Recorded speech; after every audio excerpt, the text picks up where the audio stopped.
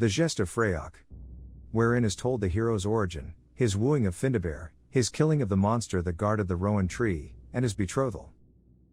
1. Freyak, son of Idad I of Connaught, was a son of Bebin from the Cid, 2 whose sister hight Boyne, Bofind. Of the heroes of Erin and of Alba the most beautiful man was he, save only that he was short-lived. 12 cows his mother gave him from the Cid, white with red ears were they. For 7 years he kept household without taking to himself a wife. The number of his household was 50 princes, in age and dignity as equals, as to form and feature and bearing alike. 2. Findabair, daughter of Allel and Meve, from hearsay regarding him, gave him love, of which report was brought him at his place. Erin and Alba were full of his fame and story. He accordingly bethought him of going to bespeak the girl, and then he talked of the matter with his folk. And his folk said, Let word too be sent to thy mother's sister that she may give thee somewhat of raiment of the rare treasure of the Cid. 3. To the sister Boyne, Bofind, he thereupon went to the plain of Breja or Moy Breg. She gave him 50 mantles of dark blue, each for hue like to a beetle's back, with 4 black-grey brooch rings on each, and each with a pin of red gold, with 50 pale white tunics having animal figures chased in gold. Also 50 silver shields edged with gold. For each man's hand a lance like to a candle such as befitted a palace, one each having 50 rivets of white bronze, with knobs of burnished gold. The spear points from below were of carbuncle inwrought, while the front irons of the spears were chased with precious stones, so that night shone as 'twere by the rays of the sun. Further, 50 swords with hilts of gold, and for each rider a dark grey steed with bits of gold. Around each horse's neck was a plate of silver with bells of gold, 50 leather caparisons in purple with threads of silver, with buckles of gold and silver, and animal devices for ornament. 50 whips in white bronze, with a golden hook on the handle of each. 7 greyhounds in chains of silver, with an apple of gold apiece, each having greaves of bronze. There was no color which the hounds had not. Accompanying them in garments of diverse colors were 7 trumpeters, with trumpets golden and silver, and golden pale yellow tresses, and they had plaids that glistened like the sheath. In front of them went 3 jesters having silver diadems and gilt about. Each had shields engraved with devices, with crested staves and ribs of white metal along the sides. Opposite them were 3 harpists, each of kingly presence. And in that guise they set out for Cruachan. 4. On coming into the plain of Cruachan the watchman perceives them from the dun.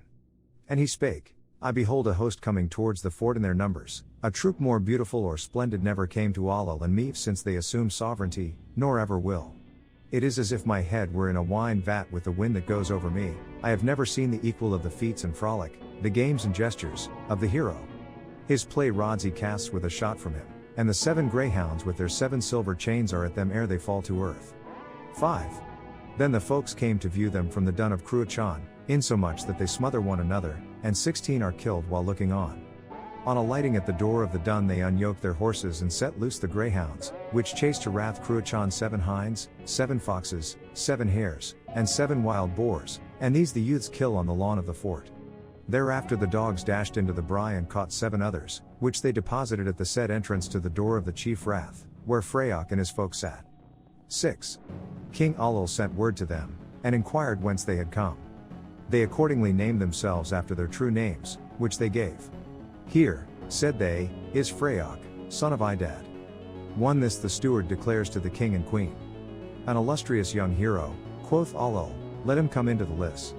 2 and quarters were allotted them. 7. The plan of the house was thus: 7 apartments it had from fire to wall all around, decorated with gold, each with a fronting of bronze, and partition carvings of red variegated by fine planing withal. 3 layers of bronze in the arched skirting of each apartment, with 7 layers of brass from where the shields rested to the roof tree. Of pine the house was made, and it had a covering of shingle on the outside. 16 windows it had with brass shuttings in each, and a brass yoke across the roof light. 4 beams of brass in the apartment of Allel and Meve, all adorned with bronze and in the very center of the house. 2 silver frontings it had, and overlaid with gold, and by the fronting facing Allel there was a silver wand that would reach the mid-hips of the house, so as to command the inmates at all times and circuit the house all around from one door to the other. Having hung up their arms within, they make the circle of the house and were made welcome. 8. Welcome are ye, quoth Allel and Meve. It is for that we have come, quoth Freyak. Not a journey for boasting shall this be, quoth Meve. Thereafter Allel and Meve arranged the chessboard. Freyak then takes to playing chess with a man of their company. The most beautiful of chessboards it was, It had a board of white metal with 4 ear handles, and gold edgings. A candlestick of precious stone gave them light. The chessmen were of gold and silver. Get ye food in readiness for the braves, quoth Allo. That is not what I wish, quoth Meve. I want to have a game with Freyak. It liketh me well, quoth Allo, get up and go to him. Meve then goes to Freyak and at chess they play. 9.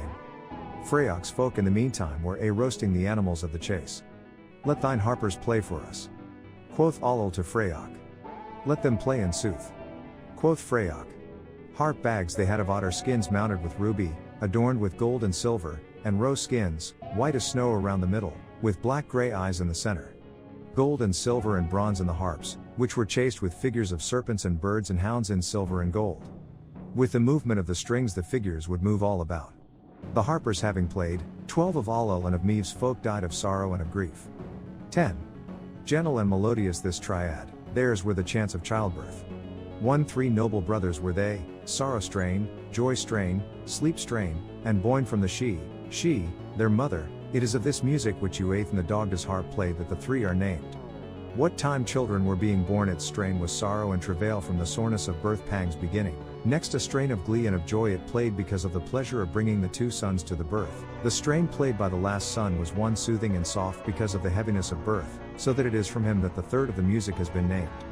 Boyne then awoke out of sleep.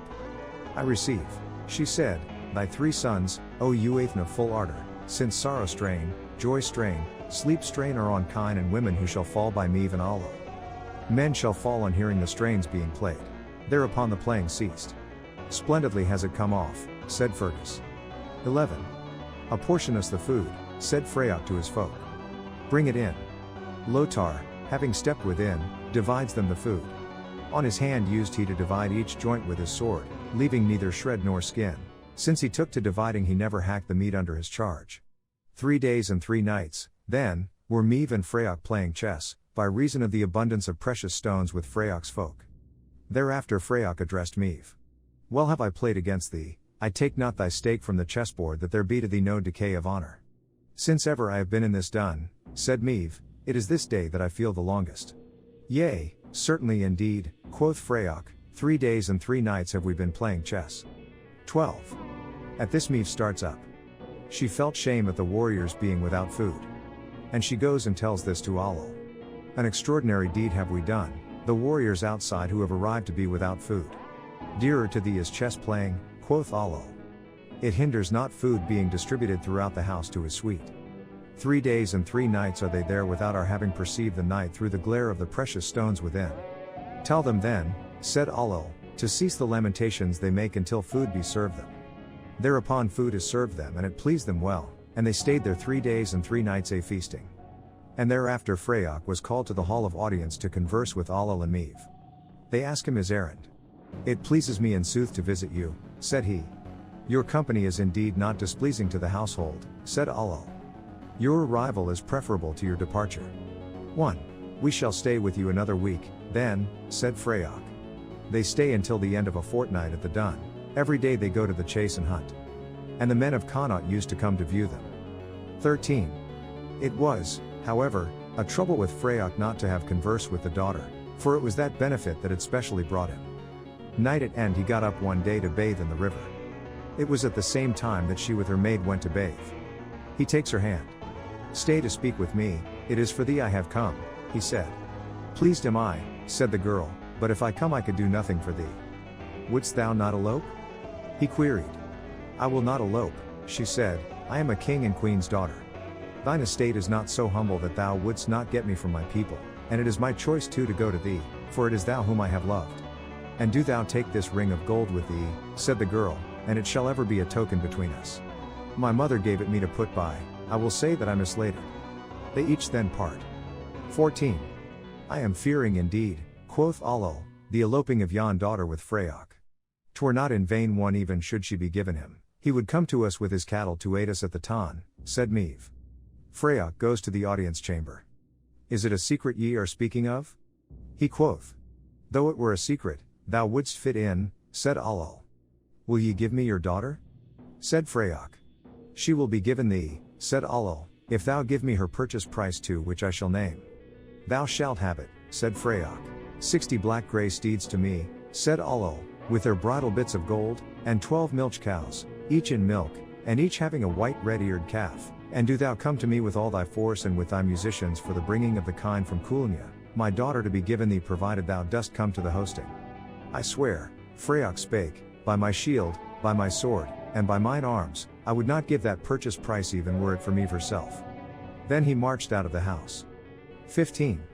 Meve and Alol thereafter fell to conversing within, and said, should he carry off the girl he will bring a host of the kings of Erin against us. What is good is, let us dash after him and slay him forthwith ere he work us ruin. That were one a pity and a loss of honor to us, said Meve. It shall not be a loss of honor for us, said Alol, the way I shall prepare it. 16. Alol and Meve go into the palace.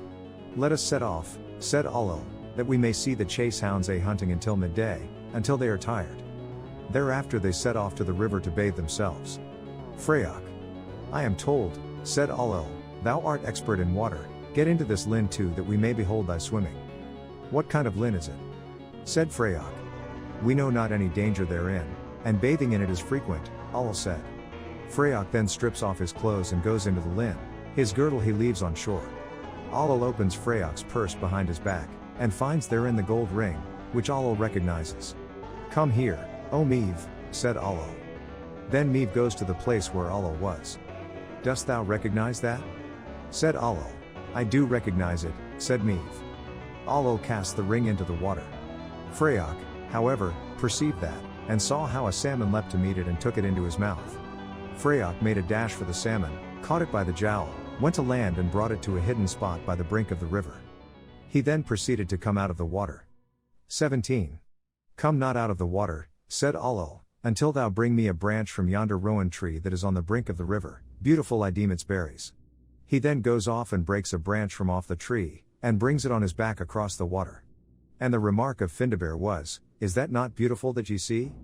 Beautiful she thought it to see Freyak over the black linn, one the body of great whiteness, the hair of great loveliness, the face so well formed, the eye of deep grey, and he a tender youth without fault, without blemish, with his face small below and broad above, his build straight and flawless, the branch with the red berries between the throat and the white face.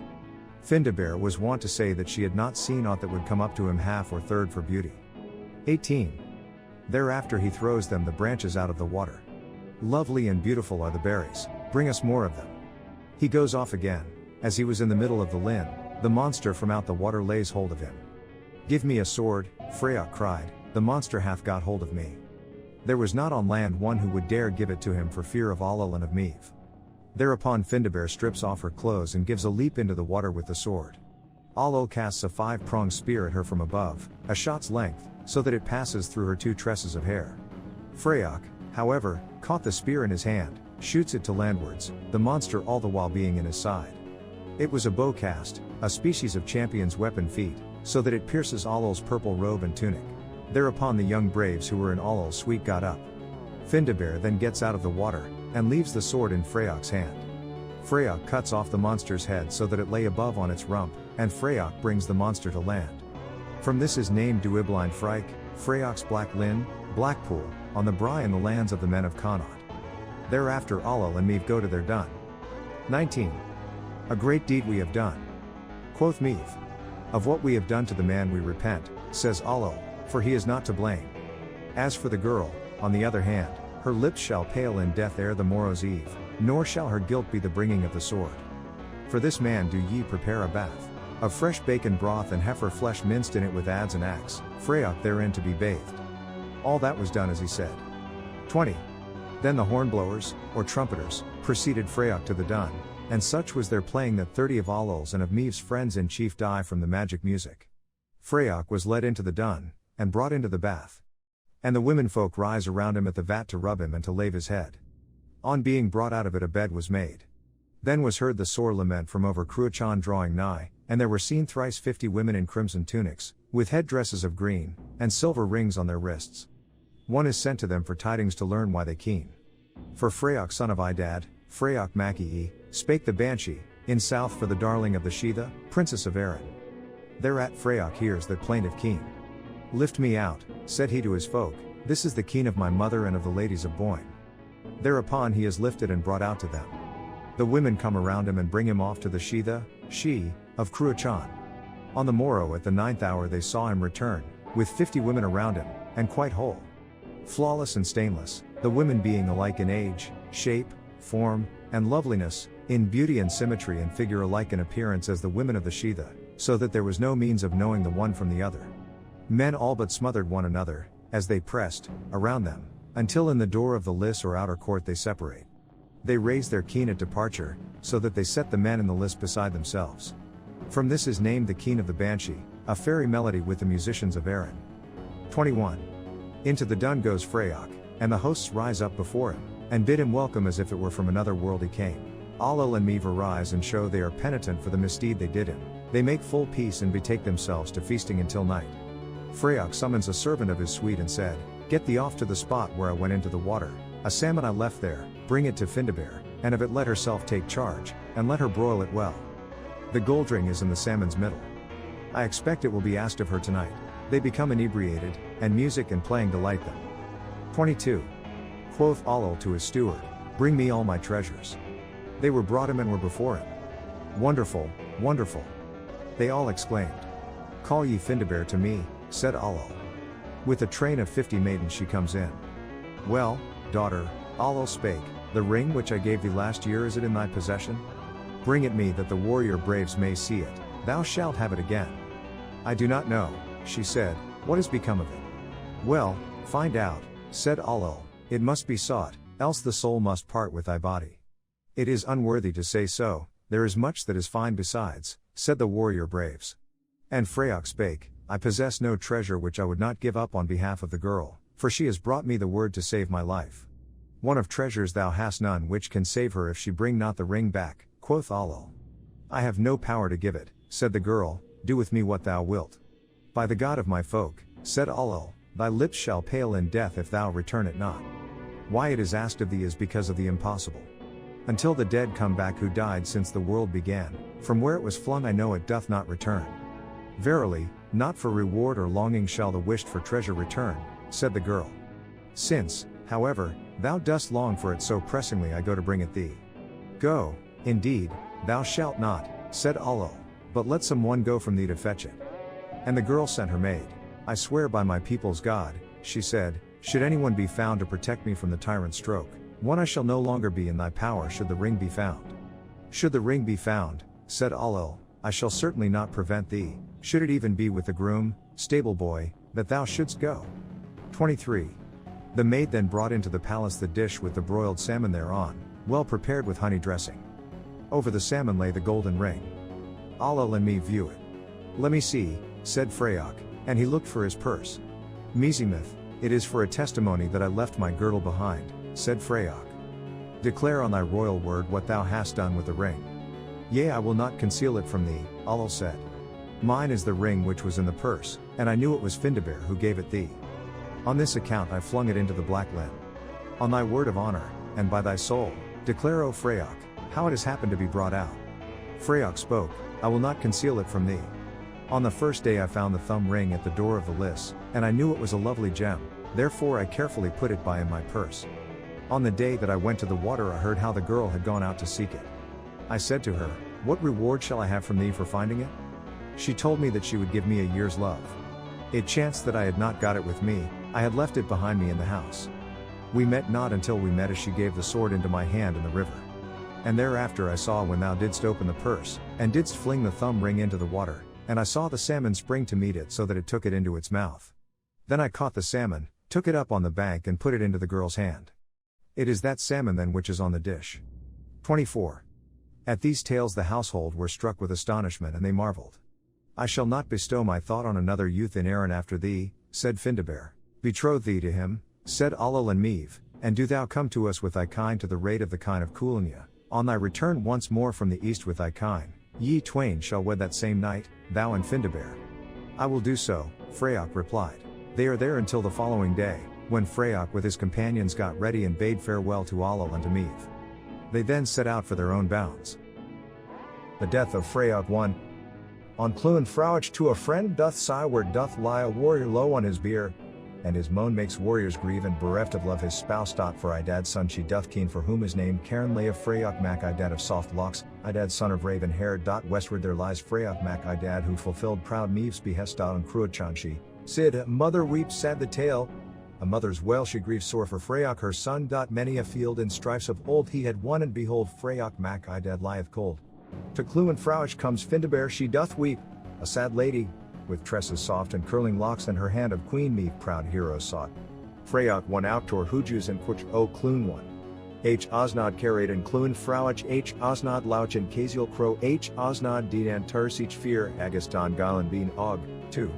Aig so sheer 2 and Carp Fon Bh Feel Freyak Mac Fiod Hyogen Filt Hoeth, Fear Rin Bu Eaches Baoiv is Boen Slowentir Karn Frauch. 3. Gul Amna and Cruachan Swar Trua and Skeel Fa Bh Feel Event is say where H. Osnod Gu Tromp Freyak Mac Fiodaic Nan Kolgshan. 4. Cian Aon Van Dunian Gul Ag Dol de Fios Gu Clúin Frauch, Fanabher and Filt She Ale Ingian Vowie 3 grams Ambiad Lauch.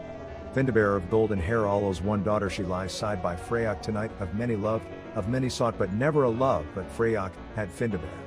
Her cause of hatred unprovoked me found for Freyak the best of knights, bravest and friendliest. When love for him she found her passion he did scorn, and hence his wound Freyak lies a corpse tonight. Great was the wrong thus wrought by Meve, simply we still unfold the story old.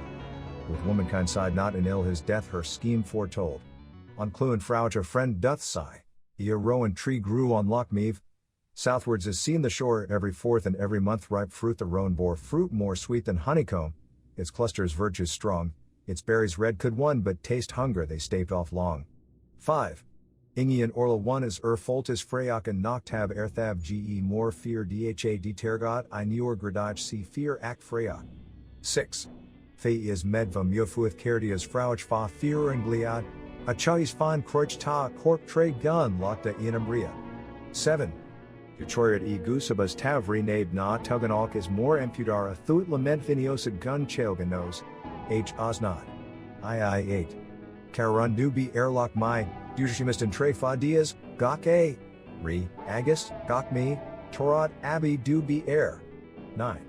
Sasad Bi Nakra Sin, Bomhils Na Amhela Blath, Du Chong Fadan Kauran Darig Fear Gun Beyond Gu Kyan Now Trath. Its berries, juice and fruit when read for a year would life prolong from dread disease it gave relief if what is told be our belief. Yet though it proved a means of life peril lay closely nigh, coiled by its root a dragon lay forbidding passage by. A messenger for Freyak was sent by Ohi's daughter Keen, when sickness sore Meve rent, what ails? Quoth Freyak, the queen? And Ohi's daughter made reply, Ohi of the festive horns, that ne'er would she be whole till her soft palm were full of berries from the island in the lake, Freyak's hand alone to pull. Such I ne'er called, said Idad son of blushing face, yet will I what I yet ne'er willed, quoth Freyak, out of grace. Sir Freyak moved forward to his fate forth to the lake and swam the tide. He found asleep the dragon snake around the tree, mouth open wide. On Clúin Frauch our friend doth sigh. 10. Bliadhain air shale gok fur du choired sin fostil dear gumbu fwiren du lucht pay from it he's is e darig. 11. To be enshostic 1 na de ge ba lia chabar and tislay, heis nim du be na bun tu basa dha koch dil de buain. 12. Lean islain throm ingian ohi nan porn sur, du choired fios leith air freya, bh fios rich and laic side tiny gree. 13.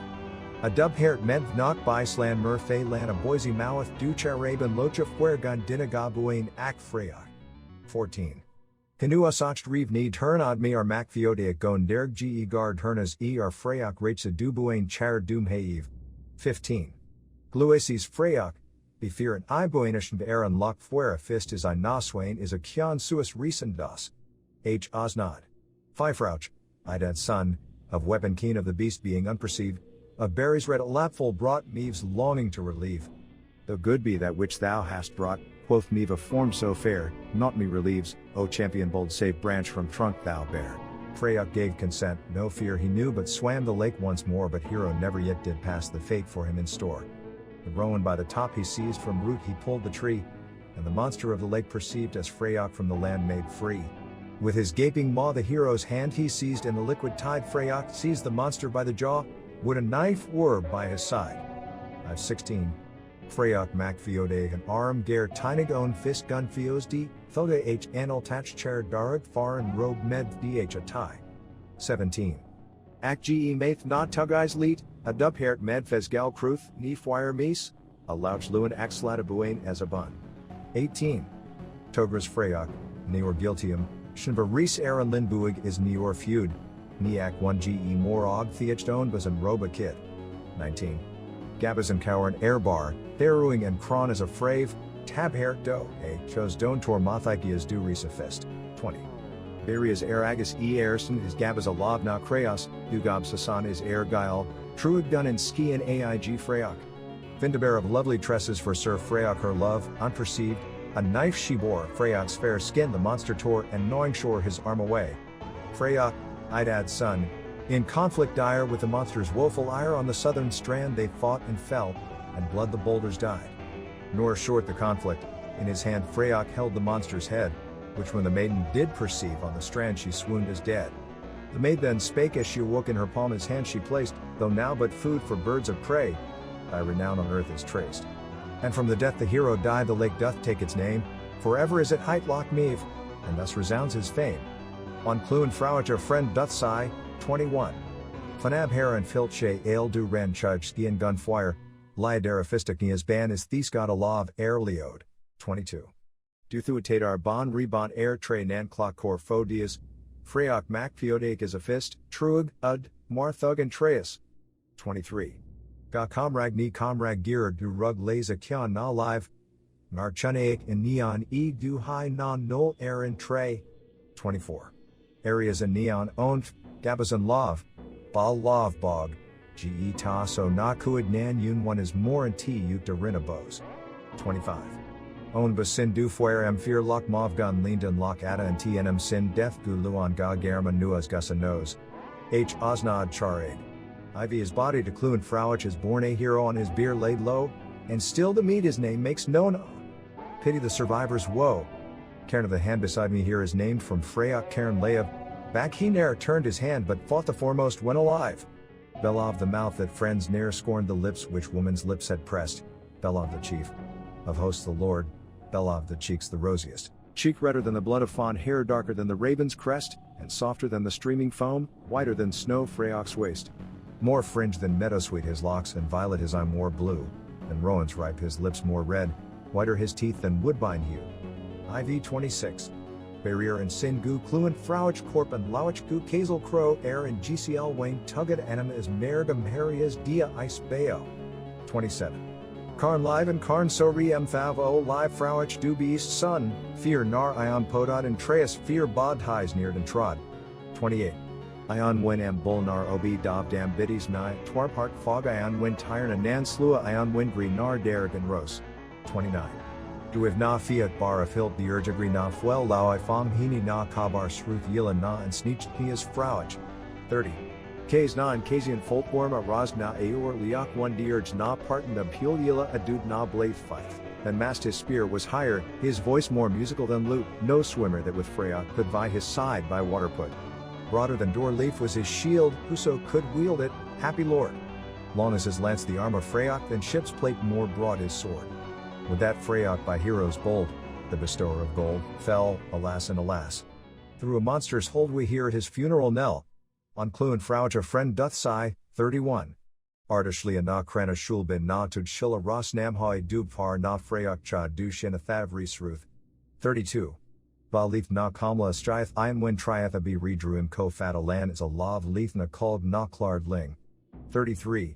Truig knock and comrag re lawich du thuit Freyak a frenade or tuir sinathuatin lapis truig, a knock marin foss. H. Osnod. The Celtic dragon myth. 1. At some time of the world, long long ago, there lived a poor old smith whose name was Duncan, and he lived in a little hut by the seashore. His house was built of boulders and turf, and thatched with bent and seaware. Yellow gowans, green grass, red thistles, and white flowers grew on the roof and waved in the wind, while the blue peat smoke curled up through an arrel at the end of the roof. The fire was on the clay floor inside, and the smith's forge was at the end of the house. There Duncan had lived for many a long year, and there he was living with an old wife, an old mare, and an old dog for company. He had no son nor daughter, and never a man of his clan to bury him when his time should come. 2. When work was done in the smithy, or when there was no work to do, this old smith used to go out in the evening to fish in an old crazy boat, and many a time he had scanty fare, for fish are scarce and hard to catch in stormy weather in the West Country. 3. On a day of these days, longer ago than you can remember, or than I can tell, he was fishing in the gloaming as he used to do, but he could catch nothing. 4. At last, just at the mouth of night, a mermaid rose at the side of his boat, and she said, "Well, Duncan, are you getting fish?" Now, as everyone in these parts knows full well, mermaids are sea monsters, half woman, half fish, with long yellow hair which they comb when they sit on the rocks to bask. They are very fond of music, they are very rich, and they are able to do many wonderful things. They often endow men and women with magical powers, and sometimes they fall in love with land people and marry them. So Duncan the smith answered the mermaid as he would have answered one of his land friends. "No," said he, "I'm getting no fish at all." "What will you give me," said the mermaid, "if I send you plenty of fish?" "Well then," said he, "I have but little to give. What have you got at home?" Said the mermaid. "Well," said the fisher, "I have an old wife, and an old white mare, and an old black dog, and that is all the stock that I have in the world." "Will you give me your first son when he is 3 years old?" said the mermaid, "if I send you fish?" "I'll do that," said the fisher, and he thought that was a good bargain, for he had no son to give. "It's a bargain," said the mermaid, and down she sank. 5. It was too late to fish any more that night, so the fisher sculled home and went to bed. But if the sun rose early next day, the fisher rose earlier than she did, and he went to the boat and out to sea, and there he fished his best. But all day long he caught nothing. At last, in the time of dusk and lateness, what should he happen upon but a fish? He drew it up to the side of his boat, and reached out his hand to grasp it, but the fish with the hook in his throat opened his big mouth and gaped at him, and it gurgled and gasped out, "Are you going to take me?" "Well, I am," said the fisher. "I'm glad enough to get even you." "That's not the best thing for you to do," said the fish. "Let me go now, and you shall have plenty of fish tomorrow." So the old fisher pulled the hook out of the fish's throat and let him go, and home he rowed to his hut. 6. Home he went and dragged up his boat, and his wife met him. "Well," said she, "have you got anything at all?" "No," said he, "I have got nothing, but I shall get plenty tomorrow." "What a pity it is that you came home empty tonight," said the wife. "There's no help for it," said he. And so they went supperless to bed. 7. Next morning he was up as early as the sun and off to sea to try his luck, but all day long he worked in vain. He could not catch hold of a fish, not a nibble could he get all day. But just at the mouth of night, at the time for coming home, the fish jerked and he struck and hauled up cheerily haul over haul. But when the fish came to the top it cried out, "Are you going to take me with you tonight?" "Well," said the old fisher, "I'm glad enough to have got you to take home." "Oh," said the fish, rolling his eyes, "let me go tonight, it's best for you, and tomorrow you shall get something worth having." So the fisher let the fish go, and home he rowed and dragged up his boat on the shingle, and shouldered his tackle, and walked up to his house door, and there his old wife met him again.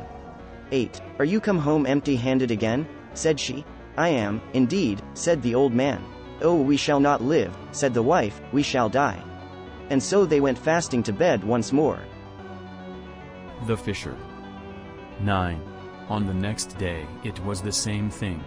The old man fished from sunrise to sundown, and never a bite got he till the time of dusk and lateness, and then in the mouth of the night, a fish laid on the hook. He hauled up cheerily, and when the head was by the side of the boat he gripped the fish fast by the throat. "Are you going to take me?" said the fish. "I am," said he, "I won't let you go any more." "Well," said the fish, "it can't be helped. Have you any man to your clan?" "No," said he, "I have in the whole wide world but my wife, my mare, and my dog." Then the fish spoke once more and said, "Thou shalt let no one split me, but do it thyself. Thou shalt put into the pot but a morsel of my liver and a bit of my heart to boil for thyself, and for thy wife, and for thy mare, and for thy dog to eat. 3 bones thou wilt find at the side of my head. Go out and bury them in the garden. Thy wife will bear 3 sons. Thy mare will cast 3 foals. Thy dog will litter 3 whelps. When they are born dig up my bones and keep them. 3 trees will sprout where the bones are buried, and they will be in leaf and budding, in sap and growing, summer and winter, spring and autumn, every day forever, so long as the clan shall live. They will droop or wither or die as they do. 10. Home went the fisherman with the fish, and he did as he was bid. He split the fish himself, and he put a bit of the heart and a morsel of liver into the pot to boil, some for himself, some for his wife, some for his mare, some for his dog to eat, and when they had supped he buried the bones in the garden and went to bed and slept sound. 11. At the end of thrice 3 months the wife was brought to bed and she bore 3 sons. "O my husband," said she, "what is here?" "3 sons," said he. "That were well," said she, "if there were aught to give them." "That there is," said the old man. Then he cast his eyes around, and the mare had cast 3 foals, and the hound had littered 3 whelps, and 3 trees had sprouted up in the garden. So he went out and dug up the bones and laid them aside as the fish had said. 12. So time went on and the children grew, and the old man fished as usual, and he got plenty of fish. But as the 3rd year came near its end he grew sorrowful and failed day by day. At the end of the 3rd year, in the gloaming, the mermaid rose at the side of his boat and she said, "Have you brought your eldest son?" "No," said he. "I forgot that this was the day. I did not bring the lad." "Well, well," said the mermaid, "you may keep him 4 years more to see if it be easier to part with him. See, here is his like for age. Is yours as fine as mine?" And she held up a big bouncing baby. 13. Home he went full of delight that he had 4 click to enlarge. "Well, well," said the mermaid, "you may keep him 4 years more to see if it be easier to part with him. See, here is his like for age. Is yours as fine as mine?" And she held up a big bouncing baby, more years of his eldest son, and he kept on fishing and catching plenty of fish till the end of the 2nd term was near. Then he grew sad and heavy, and failed daily. But when the end of the 7 years had come he went to sea without his boy. The mermaid rose at the side of the boat and she said, "Have you brought me your eldest son?" "Oh, I forgot him," said the old man. "Go home," said the mermaid, "and keep your son for 7 years more, but at the end of that time you will be sure to remember me. It will be no easier then to part with your son, but you shall have plenty of fish till then." And down she dived into the deep sea. 14. So the old man cheered up and went home joyful, because he had got 7 more years of his eldest son. He thought he would be dead before the term ended, and that he would never see the mermaid again. But time went on, and the end of 14 years drew near, and the old man grew heavier and heavier, and weaker day by day, and his wife and his sons could not make out what ailed him. "What is troubling you, father?" said the eldest son one day. "The matter that does not concern thee touch it not," said the old fisher. "But that which makes you sad concerns me," said the boy. "I must know what it is." So the old fisher told his son how the whole matter stood between him and the mermaid, and how he was promised to the mermaid at the end of the 14 years. "Don't let that trouble you, father," said the boy. "I won't oppose you." "No, my son," said he, "though I never get fish again forever, I will not give you to the mermaid." 15. Now the sons had grown to great strength and wisdom, and the eldest son said to his father, "If I may not go with you to sea any more, I will go out into the world to seek my fortune." "That is but a poor prospect for me," said the old man. "It was long before I saw you, and it may be longer before I see you again. But if you must go you must not go empty. You must have a horse and a hound and a weapon to wield." 16. A black horse was foaled when you were born. Here take this halter and this little rusty bit, and go out to the hill and shake the bridle, and the horse will come and put his nose into it. 17. A black whelp was littered when the horse was foaled. Here take this cake and go out to the wood, and when the black hound comes baying open-mouthed, give him the cake and he will follow you. 18. I will go to the smithy and forge you a weapon myself. 19. Now this lad had grown so great and stout and strong, that his like was not to be found for size and strength and courage and goodly seeming, so he took the little rusty bit and the old ragged halter and strode up the hill to seek the black palfrey.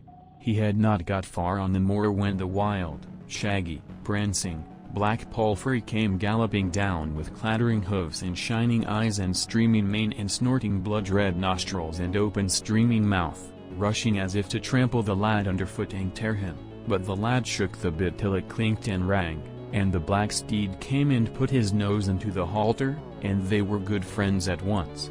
20. He took the halter in his hand and led the steed down to the forest. When they got there, a great shaggy black hound came baying furiously out of the wood, with fiery eyes and blood-red tongue and glittering white savage teeth, glancing as if to seize and tear them. But the lad was not a bit afraid. He pulled out the little cake that his father had given him, and thrust it into the hound's open throat, and then the black dog was as tame as the black horse, and both followed the lad home to his father's hut. The weapon. 21. And now, father, said he, make me a weapon. So the old smith went out to his smithy and weighed out iron enough to make a stout staff a stone weight, and he smithied it well while his son looked on. When it was done he took it and shook it, and it bent and broke in his grasp. That is not strong enough, said the lad, for me. Let's make another. 22. So the old smith weighed out 2 stone of iron, and they smithied a great iron club like the first. Then the lad took it and shook it, and it bent and broke like the first. That is far too weak, said the smith's son. 23. So the old smith weighed out 3 stone of iron, and they beat it and hammered and smithied, and forged a great bar, and when that was done he took it and shook it and it bent. That's too weak, said the lad, if I were insulted. 24. So they weighed out 4 stone of iron, and forged a great bar, and when that was done the lad took it and shook it like a reed and it bent again. That's not strong yet, he said, if I were angry. 25. So they weighed out 5 stone and made another bar, and that bent like the rest. That would not serve if I were in a right good rage, said the lad. 26. So they weighed 6 stone of iron and smithied a great bent club like a shinny, and when that was made and cooled the smith's son said, that will do. 27. Then he got up and went into his house, and sought out the first of the fish bones which he buried, and dug up from the root of the first tree that sprouted on the night when his sons were born. He went back to the smithy and reached out his hand to his eldest son. Here, said he, take that and try it. 28. The lad took the little bone and gripped it and stretched out his arm and shook it, and the bone became a gold-hilted, glittering glaive in his grasp. 29. Thanks to thee, O King of princes and mercies, said the lad. Now I have done learning, wisdom, and knowledge, and now I may start. Yonder tree will be in bud, blossom, and leaf from autumn to summer, and from spring to winter, now and forever till I meet death, and when I am dead the buds will fall off my tree. 30. The smith's sons would all 3 start and try their fortune, and each got his horse and hound and club and sword. 131. They rose with the dawn and saddled their black steeds and called their black dogs, and hung their gleaming gold-hilted blades at their sides. They sought and got their mother's blessing. Son, said the old man to the eldest, be sure that you never go within reach of the wind of the seashore. I will go, said he, where there never was a drop of brine. Then they left their blessings at home and set off to seek fortune, and so they took the world for their pillow and started on their way. The 3 ways. 32. Thus this poor old man who lived long ago had 3 sons who thought that they would leave their father, and that they would go out into the world to seek their fortunes. The leash of lads set off together upon one way, and they kept going on till they reached a road that spread in 3 branches. They said to each other when they saw these 3 ways, that each should take a separate path, and that they should meet there in a year and a day, and so they did, and parted. The eldest took the way that went east, the middle brother took the middle way, the youngest took the road that went west. 33. The eldest son rode east, away from the seashore and the smell of the brine, rode into the wood till the sun was high and he did not know where he was. He could see nothing but a wilderness of trees. 34. At last he came to an open space where he saw a wolf, a hawk, and a fox standing beside a year-old sheep. Stop, said the wolf, and divide this carcass amongst us. So the lad got off his black horse and pulled out the little rusty knife that he used to have in his father's boat to split fish, and he cut the sheep into 3 shares and threw them down before the creatures, and bade them choose. That pleased them well. Said the wolf, when you are hard-pressed, remember me, said the hawk, when you are in dire straits, remember me, said the fox, when you are at the worst, think of me. 35. The beasts and the bird blessed the fisher's son, and he blessed them, and he mounted again, and on he rode through the forest at speed. Each road was crooked, and each path was smooth for him and for his black horse and hound. They went so fast that they caught the swift March wind that blew before them, and the swift March wind that followed after could not catch them. And so they rode and ran through the forest and trees, till the bright clear white clouds of day were going away, and the dark, dusky black clouds of night were coming on apace, and then they reached the palace gate of a great king's castle in a realm that is not of this realm at all. First way. 36. He thought that he could not lodge in so fine a house, and he looked out into the darkness and saw a little light afar off. But if it was far off he was soon there, and he knocked at a low door. It was the lowliest house of all the place in the house of the herd. He tied his horse outside and in he went. "May I have leave to stay here tonight?" said he to the herd's wife. But she gave him no answer. Now that herd had no children. He did not know whether to go or stay, or where to go if he went away, so he stayed where he was. Between then and a while the herd himself came home. "Whose horse is that at my door?" said he. "It's mine," said the lad. "Wife, did you give the wayfarer food?" said the man. "I gave him none," she said. "He never asked it." "Then make ready a meal for him at once," said the herd. So the churlish wife began to make ready, and the two men began their tales. "What news from the big town?" said the wife. "If there were news we know that you would know it," said the man, "but mayhap the stranger does not know our news. A dragon comes out of the sea every year, and every year he must have a maiden from our land to take away. The king has neither son nor daughter but the one daughter, and the lot has fallen on her this year. If he is not at the strand with his only daughter to give her to the dragon that comes out of the sea, the highest stone in his castle will be lowest and the lowest highest, and all the realm will be ravaged by the beast. He has gathered all the people of this realm together to see if he can find ever a man of any kind or condition to guard his girl and gain her and half the realm while the king lives, and all the realm when the king dies, and he has found no man to go to the strand but a cock-eyed, karate-headed cook who was carving meat within with a big knife." 37. "Well," said the lad, "you may need a herd and I am seeking service. Will you take me and let me live here and earn my meat?" "Yes," said the herd. "I need a lad to mind the king's cattle, and you will serve my turn well enough. It was Fortune herself that sent you here, for the herd that I had before left me last night." The lad took service with the king's herd, and there he lodged. 38. In the morning the herd gave him charge of the cows, and he said, "Watch them well, but take good care that you do not let them into the closed park with the boarded gate. No herd ever put cattle into it that came alive out, and we should lose herd and herdsman." "I'll take care of both," said the lad, and off he set wrapped in a gray garment. 39. There was an old brown cow that belonged to a widow and led the herd, and the herdsman followed with his horse and hound, but the pastures were bare. 40. So the herd went up to the park gate, and saw the finest grass he had ever seen. He opened the gate, and the brown cow led the cattle in, and there they stayed all day. 41. But as the evening drew on and milking time, he heard a noise. Fearum farum, little stones going under, fearum farum great gravel going over, and he saw a great giant with 7 heads and humps and 7 necks coming roaring down the park. He took 3 of the beasts by the tail and cast them on the very shower top one of his shoulder and off he strode. The herd thought it was better to suffer death than lose the beasts, so he ran to the park door and shut the gate. "Mannikin, open the park gate," said the giant. "I won't," said he. 42. Then the giant gripped the herd, and they fell to fighting with might and main. They made mire of rocks and rocks in mire. When least they sank they reached their knees, where most they sank they reached their eyes. At last the herd began to think he was far from friends and near his foes, and he thought of the wolf, and he was a wolf. And he gave the giant a little light easy lift and tossed him up and knocked him down and stood upon him. 43. "Death is upon you, giant," said the herd. "What's your Eric?" 2. "Oh. That's much," said the giant. "I have a copper castle and a copper whistle, and a ruddy russet brown servant. I have a red dress, and a red horse that can fly through the air, meat and drink, and much treasure. Half to be yours while we live, and me to be your faithful comrade in good and evil, all to be yours when I die."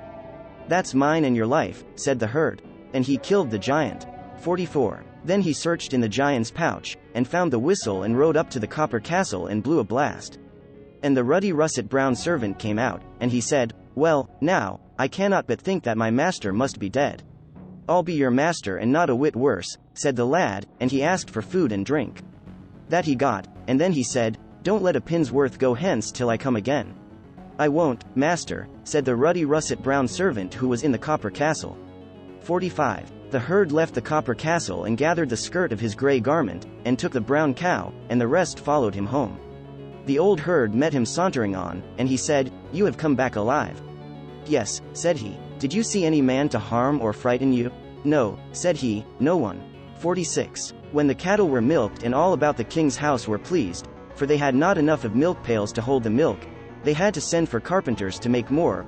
All the dairymaids and the old herd made much of the new herd, and gave him a good supper and lots to drink. 47. The lad lived with the herd, and every day he went to the grass park in the copper castle till the pasture grew bare. Then he thought he had better go further afield, and he went in till he came to a second gate of boards in a second park, where the grass was as high as his knees. He opened the gate and let in the cows, and there he stayed. 48. But he had not been there long when he heard a greater and a louder clatter than ever. Fearum, farum, little gravel going under. Fearum, farum, greater gravel going over, and he saw a big man coming. If no greater than the other, he was no less. And he had 7 heads and 7 humps and 7 throttles. 49. He came roaring into the park, and he seized 6 cows by the tails and slung them onto the shower top of his shoulder and the ridge of his back. 50. The herd thought it better to suffer death than lose the cattle, so he ran to the gate of the park and shut it, and put his shoulder against it. Impudent elf, open the gate of my park, roared the giant. I am not sure but that you may be the slayer of my brother, but I cannot think that such a mannikin did it. 51. He slung down the cows and sprang to the gate, and seized the lad with the grey garment, and then began a fight worse than the first. The lad was hard pressed. It seemed that he was near his foe and far from friends, and he thought once more of the wolf.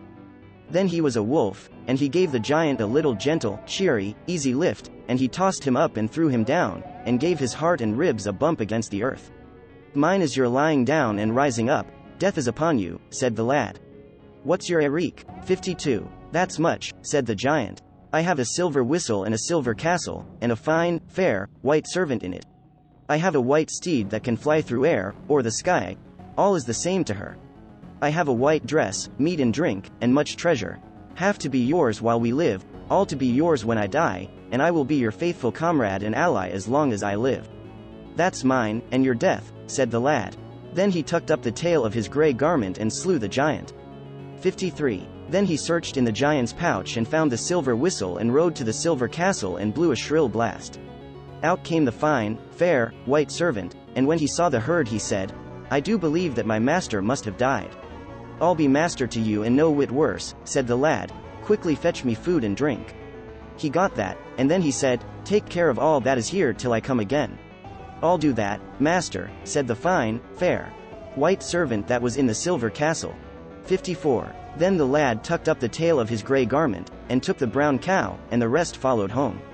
55. The old herd met him and counted the cows, and they were all there. Saw you anything to vex or frighten you? Said he. No, said the lad. What should I see? And he sauntered home. My best blessing will I give you, said the herd, so safe as my cattle come home they never have come before. 56. And when the cattle came to be milked they had to send for more carpenters to make more milk pails. Such milk had never been seen in the king's dairy. 57. And all the maids made much of the herd, and gave him lots to eat and drink. 58. And the lad led the cows day by day to the park, and went to the silver castle and came home at night, and lived in the herd's house till the pasture began to fail. 59. One morning if the sun rose early he rose earlier still, and off he went to the third park far away. He opened the gate and went in, and found grass up to his waist, and there he laid himself out to bask in the sun. 60. But soon he heard a louder clatter than ever, rocks shaking and stones flying, and a giant sprang into the park and seized more of the cows by the tail, and slung them on the shower top of his shoulder and on the lofty ridge of his broad back. He had 7 heads and 7 humps and 7 throttles like the others, and if he was no bigger than the other 2, he certainly was no less. 61. Then the herd thought it were better to suffer death than lose the cattle, and he sprang up and shut the park gate and set his back to it. Open the gate, you insolent imp, said the giant. Many a king's son and many a ritter have I cut heads off, and I will take off yours too. 2/3 of your terror be on yourself and 1/3 on me. I know not why I should fear unless I must, said the lad. 62. Then the giant slung down the cows, and at each other they went till the herd fell on his knee. A king's son on his knee, roared the giant. He who went on his knee will go on his elbow. Then the lad thought he was far from friends and near his foe, and he thought of his friends the beasts. And he was a wolf and a hawk and a fox all at once and turn about, and he was up and down, over and under, and all round the giant till he felled him and knocked the case of his heart and the side of his ribs bump against the hard earth. Death is upon you, giant, he said. What's your Eric? 63. That's much, said the old giant. I have a golden whistle and a golden castle, a brave yellow-faced russet servant in the castle, a yellow palfrey that can fly through air or sky, a green dress, meat and drink, and much treasure. Have to be yours while we live, all to be yours when I die, and I will be your faithful friend so long as I live. It's all mine, and your death to boot, said the lad, and he slew him. 64. Then the grey lad sought in the giant's pouch, and found the golden whistle. He gathered the skirts of his grey garment and shut the park gate, and up he went to the golden castle, and he played on the whistle and blew a blast, and the braw, yellow-faced russet servant came out of the castle, and said he, I really do think that my master must have died. I'll be your master, said the herd, and no whit worse, and he got meat and drink. Keep all that is here for me till I come again. Then he went back and found the brown cow at the gate, and she led the herd home as before. 65. The herd met him, and counted the cows, and they were all there, and he said, Did you see anything to vex or frighten you today? No, said the herd, what should I see? And he sauntered home in his grey garment with the cows. 66. That night the carpenters had to send for more wood to make more pails for the milk, there was so much. 67. And the dairymaids were well pleased with the herd boy. 68. Next morning the herd went back to the park to see what he could find in the golden castle. He had not been long there when he saw a fearful great carlin coming. And she screamed out, You have killed my sons, and you have slain my husband, and now a draught of your blood shall quench my thirst. She had a tooth for a staff and a tooth to stir the fire, and when she gaped, heart, liver, and lights could be seen through her open maw. The grey lad thought he had better flee, for so gruesome a carlin had never been seen. 69. He thought of the fox, and he thought of the hawk, and he was a hawk, and he flew to the top of the high tree. Come down till I eat you, said the carlin. Open your gab, then, said the herd, till I jump down your throat. 70. The old carlin gaped wide, and the herd thrust his iron staff down her throat, and it came out at a mole in her breast, and down she fell. Down jumped the herd upon her, and held her fast for fear she should get the staff out again. Stomach G, death's upon you, carlin, said he, what's your eric? That's not little, said the carlin, if so be that you get it. 71. I have 3 great coffers, one under the footboard full of gold and silver, 2 in the upper end of the castle full of all the wealth and wonderful treasure that man can think of. 72. I have a golden comb. When used, there falls a golden shower from one side and a silver shower from the other. Whoso combs his hair with the coarse side is hideous, but whoso uses the fine side is handsome as man can be. 73. I have a golden basin. Whoso washes in it becomes the most beautiful man on earth. I have a cloth one on which one can have any kind of meat. I have a cup one in which one can have any kind of drink. 74. I have a glittering glass 2 dress. I have a pretty blue pacing palfrey that can fly through the sky. Though that's but little, said the lad, it's mine, and your death, and he killed the carlin with his glittering steel blade. 75. Up he went to the castle and played upon the golden whistle, and the braw, yellow russet servant came out.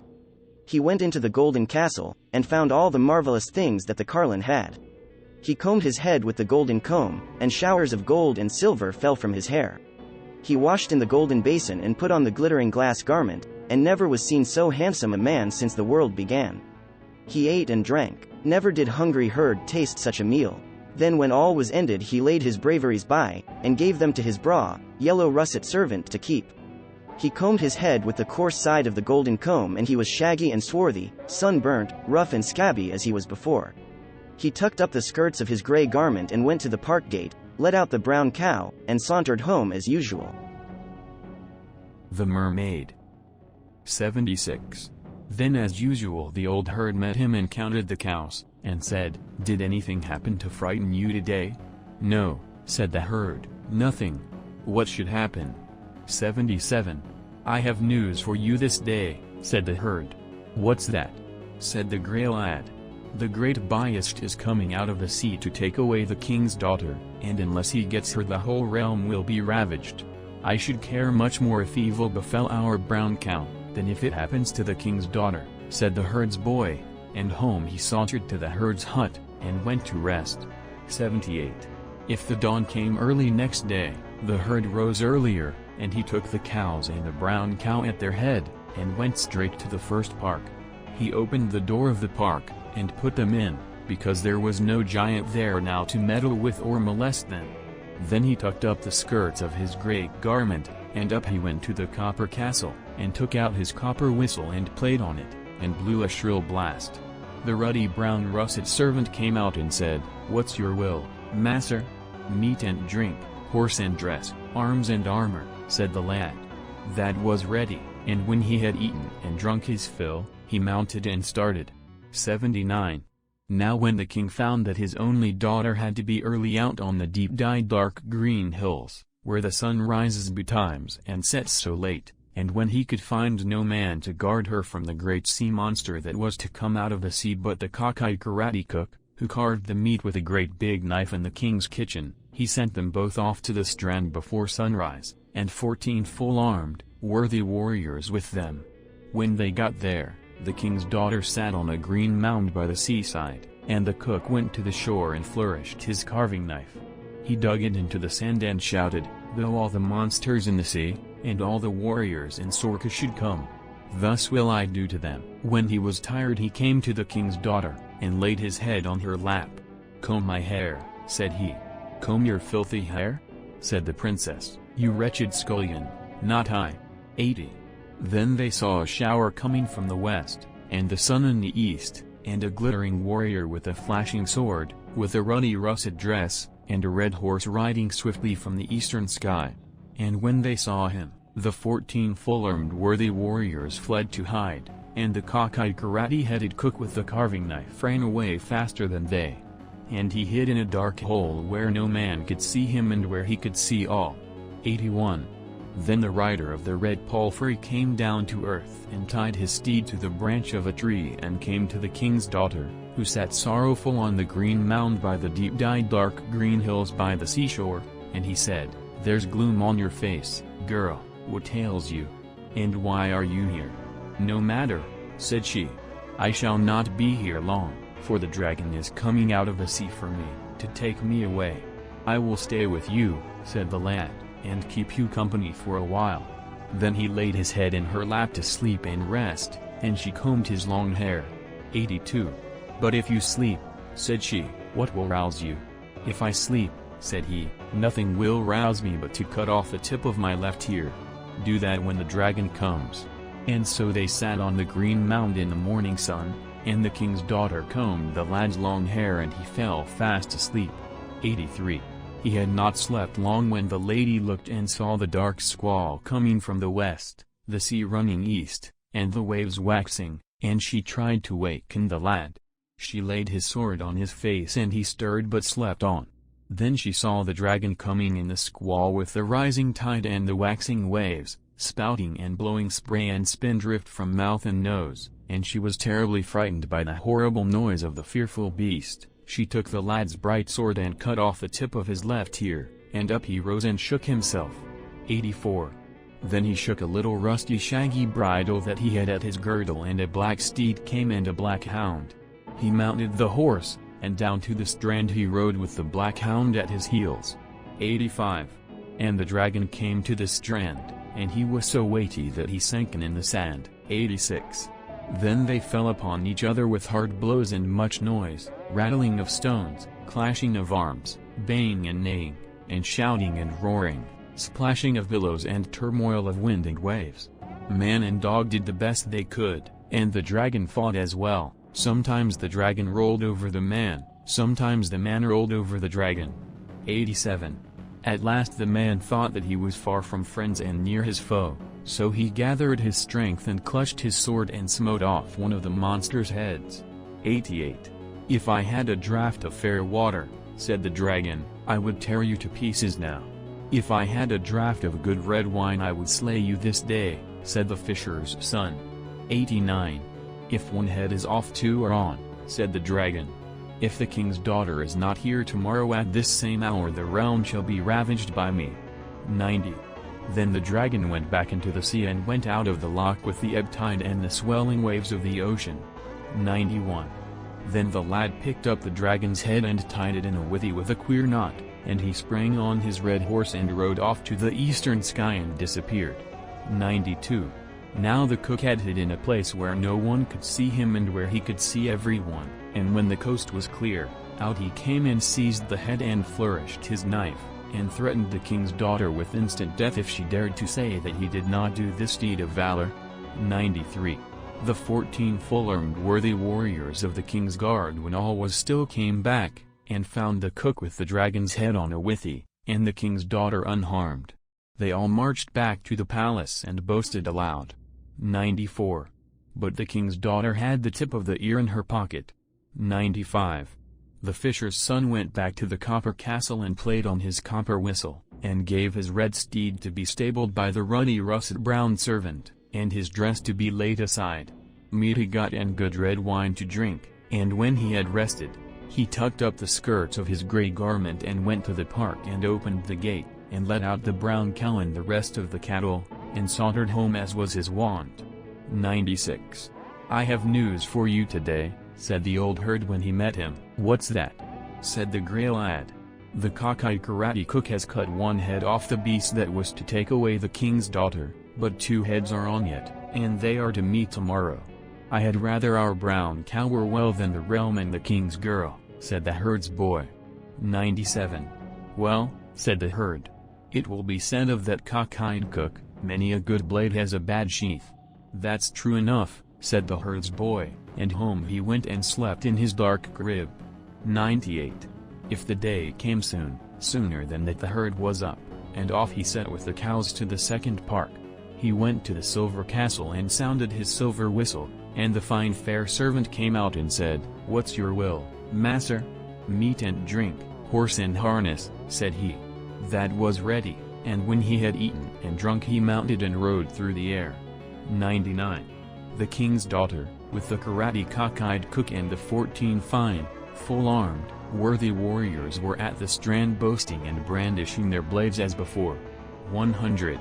But when the sun rose they looked to the east, and saw a gleaming, glittering warrior in silver armor riding through the air on a milk-white steed, with a gleaming, glancing sword of light in his right hand, and then they fled helter-skelter up to the deep-dyed dark green hills, and the cook hid in his dark hole as he did before. 101. The rider of the milk-white steed came down to earth, and tied his horse to the branch of a tree and came to the king's daughter, and without more ado he laid his head in her lap, where she sat on the green knoll by the seashore, and there they talked for a time and a while she combed his hair. 102. "But," said she, "if you sleep how shall you be roused?" "Lay my sword upon my face," he said, "and if that won't rouse me, cut off the tip of my little finger when the dragon comes." 103. Then he slept while the lady sat and combed his hair, and the cook looked out of the dark hole, where no one could see him and he could see all. 104. He had not slept long when the west grew dark with a coming squall, and the sea ran east and the waves waxed big and gurly, and the tide rose on the strand. Then she laid the bright steel on his face, and he stirred in his sleep but slept on. Then she saw the dragon in the squall with the spindrift flying, blowing clouds of spray and steam from his mouth and throat and nostrils, and she seized the sword and shore off the tip of his right little finger, and up he rose. 105. He took from his girdle the little black rusty bit and the shaggy headstall and shook it, and the black steed and the black hound that were at his side. He mounted, and to the strand he rode. 106. Then the dragon landed and trailed himself up, and he sank in the sand. He was so mighty and weighty, but this time he sank less, for he was lighter by one head. 107. "A hard fight for the king's daughter today," roared the dragon. "A hard fight," shouted the herd boy, and at it they went. Horse and hound and man and monster rolled and roared, barked and bayed, and drove the sand and stones into the air, bit and fought and panted till they were tired. It was hard to say which had the best of the battle. 108. At last the herd thought that he was far from friend and too near a fearful foe, so he gathered his might and heaved up the beast, and he put his shoulder under and tossed him up and broke his ribs, and his shoulder blade on the strand. Then he grasped his shining steel sword and smote off a second head. 109. "If I had a draught of water I would win yet," said the dragon. "If I had a draught of good red wine I would slay you this day," said the herd. 110. "One head is on if two are off," said the dragon. "I will be here tomorrow to take the king's daughter. If she is not here I'll ruin the realm." 111. Then the dragon trailed himself back to the sea, and went out with the ebb and the gurly waves of the dark west. Then the herd bound the head on a withy, mounted his white steed and went off swiftly. 112. Then out came the cockeyed karate cook with his carving knife, and danced and boasted and brandished his blade and took the head in his hand. 113. Then down came the worthy well-armed warriors of the king's guard, and they took the king's daughter home in triumph, and boasted and shouted more than ever they boasted before. 114. The herd went back to his silver castle and blew his whistle, and gave his milk-white steed and glittering silver armor to his fine fair servant to stable and keep. He called for meat and blood-red wine to drink, and when he had rested he donned his grey garment and gathered the skirts, and opened the park gate and let out the brown cow, and followed the beasts home as before. 115. "I've got right good news," said the old herd when he met the lad. "What's that?" said he. 116. "It will be often said of that red-skulled cook that a good blade may have a bad sheath." "What has he done now?" said the lad.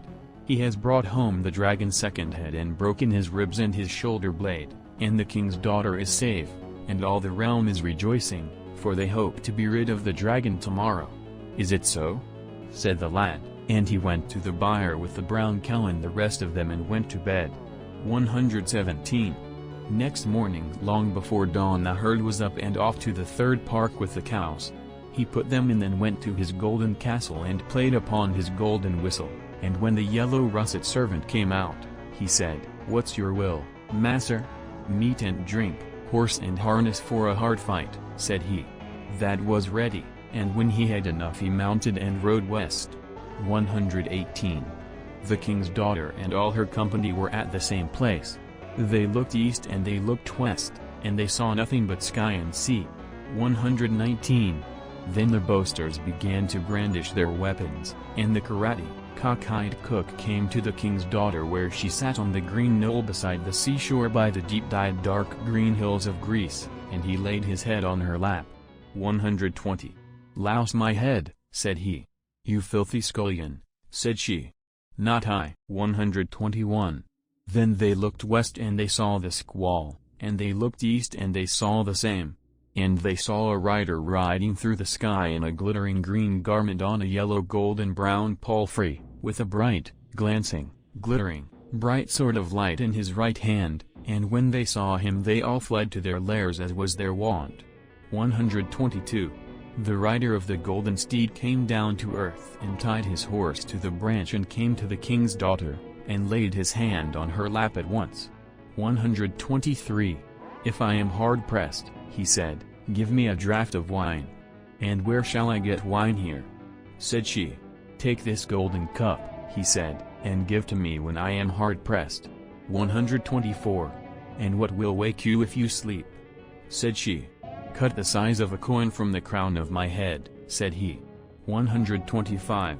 Then he laid his head in her lap, and she combed his long hair, and he slept for he was tired. 126. Then the tide began to rise, and the clouds to gather in the west, and the dark squall came down, and the sea ran east, and the waves waxed great and gurly green and blue and black. The storm rose and the king's daughter quaked for fear, but the lad slept on. 127. Then she saw the dragon coming up the loch with the spindrift flying, steaming and spouting, roaring and raving, and she took the sharp sword and shore a bit from the lad's scalp, a lock of his hair, and a bit of his skin, and up he rose and shook himself. 128. He shook his little black rusty bit and shaggy bridle rein, and his black horse and hound that were beside him. 129. The dragon landed where he landed before, and trailed himself up the sand, and sank in it, so vast and heavy he was, but he did not sink nearly so far, and he did not go so fast, for he was lighter and weaker. 130. The lad rode to meet him. "A hard battle today," said the dragon. "A stout fight," said the lad, and at it they went once more.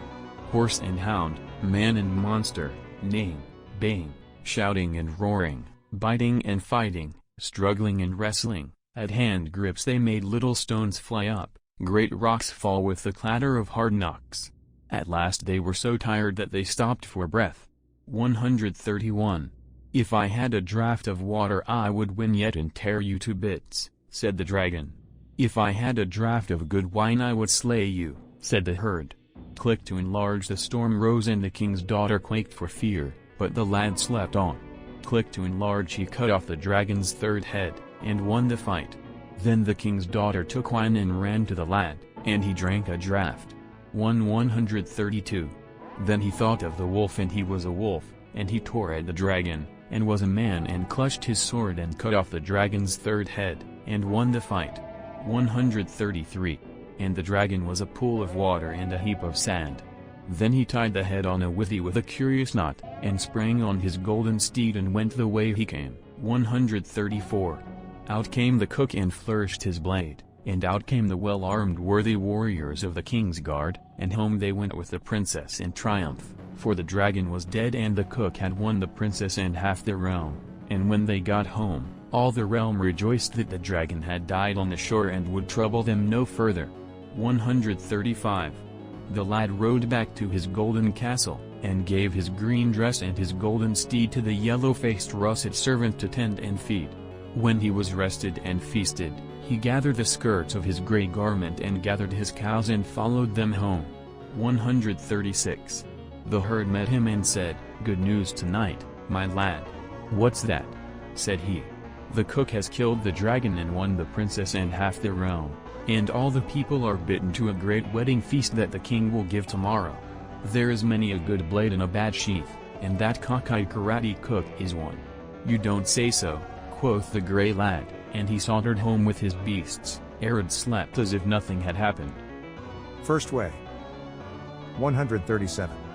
Now the king's daughter and the karate cockeyed cook were to have a hearty merry marriage feast in the king's house, but the lad got up as usual and went off with the cows to the third park. 138. He went to the golden castle and blew his whistle. When the yellow russet lad came out he said, "What's your will, master?"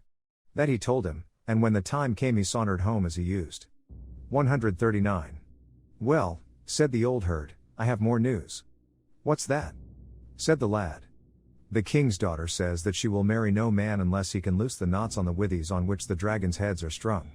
The cook can't do it, and the 14 fine, full-armed worthy warriors of the king's guard have tried all they can, and no man amongst them is able to loose the least of them. The king has bidden all the realm to the feast, and they are all feasting now. Why did you not go to the feast with the rest?" said the lad. "I would not go and leave you alone," said the old herd. 140. "What a well-decked wedding board the king and his daughter have now," said the fisher's son. "I wish we had it here in front of us." 141. "Come here, my darling dog," said he, "and stretch your legs, and don't be lazy. Run to the bride's room, and fetch me the cloth that is spread on the board before the king and the bride and the karate cockeyed cook." 142. Away ran the black dog, and up he went and in he stole to the bride's room. He seized the cloth and gathered it up before them all, and took it and ran to the herd's bothy and laid it on the board between them. 143. "Is there any one at all," said a counselor that the king had, "who is not here?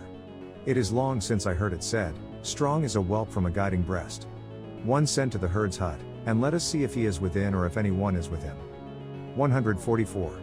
Away went 3 of the king's worthy warriors, and when they got to the herd's hut, there they found the herd and a stranger, and every bit that ought to be on the king's board spread on a cloth between. Back they went as fast as they could, and told their tale. 145. "I said it once, and I say it now, a whelp is strong from a guiding breast," said the king's counselor. "It was a pity to make such a grand wedding for that karate-headed cook who can't loose these knots. Go back and fetch the herd." 146. So the well-armed worthy warriors trotted back, and brought the herd, but he could not loose the knots any more than the rest. 147. "I said it before, and I say it once again," said the king's counselor, "a whelp is strong from a guiding breast. Go down and fetch the herd's boy." 148. So 3 worthy warriors went down to the herd's hut once more, and they said to the lad who sat there, "Who told you to take away all that was on the king's table? Come to the castle." "I never took it, and I never stirred from here," said he, "and I don't mean to stir." So the worthy warriors trotted back, and told their tale. 149. "Once more," said the counselor, "I say that I have heard it said often, strong as a whelp from a guiding breast. Get up you little band of worthy warriors from the king's guard, and go down and fetch up the herd's boy bound." 150. So the little band of warriors got up and marched down to the herd's hut where the boy sat with his black dog. Who told you to take all that ought to be on the king's board? Said they all. You must come to the castle. I did not take the king's dinner, said the lad. If you did not take it, your dog did, and your dog is insolent, shouted all that little band of worthy warriors. Don't talk, said the captain, but seize him and bind him, and take him as you were told. 151. Arise, my puppy, said the fisher's son, and haul them with the rime, and drag them against the rime, and out into the puddle at the door. So the dog got up, and dragged them draggled through the puddle outside the herd's door and the byre. 152. Draggled as they were up went the little band to tell their tale, and the counselor said, I don't believe that cockeyed cook or the worthy warriors ever did that deed at all. Have I not said it, strong as a whelp from a guiding breast? Go down, you great band of 14 well-armed worthy warriors of the king's guard and the bridegroom at your head, and fetch the herd's boy and his dog bound. 153.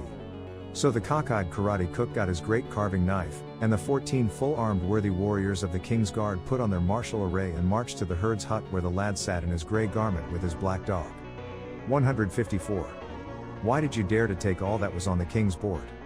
Shouted all the great band. I did not, said the grey lad. If you did not, your dog did, and he is insolent and ill-bred, said they all at once. Why did you draggle the worthy warriors who came to fetch you? I did not, said the fisher's son. Don't chatter with such a knave, said the bridegroom, but bind him and bring him as you were bid. 155. Arise, my pup, said the herd's boy, and seize them, and haul and pull and drag them, with the rime, and against the rime, and draggle them in the puddle that is outside. 156. So the black dog got up and drove and dragged and pulled and hauled the bridegroom with his bravery and his big knife and the 14 full-armed worthy warriors of the king's great guard in all their martial array, with the rime and against, and up and down and out into the puddle that was at the door of the herd's byre outside. 157. When they got back all dirty and draggled, the sage old counselor said to the king, Several times have I said that I have often heard it said, and I say it again that it often will be said, a pup is strong from a guiding breast. I don't believe that these draggled people slew the dragon. 158. Come you, said the king to his guile, and set in order the coach that we may send for the herd's boy. 159. So the coach was set in order, and sent to the herd's bothy where the lad sat with his black dog in his grey garment. 160. Get up, said the guile, the king wants you, and here is the coach come to fetch you. 161. So the lad got up and filled the coach with big stones and muck, and the guile had to go back. 162. Down came the king to see who was in his coach, and he opened the door. But if he did, the stones and the muck tumbled out and nearly smothered him.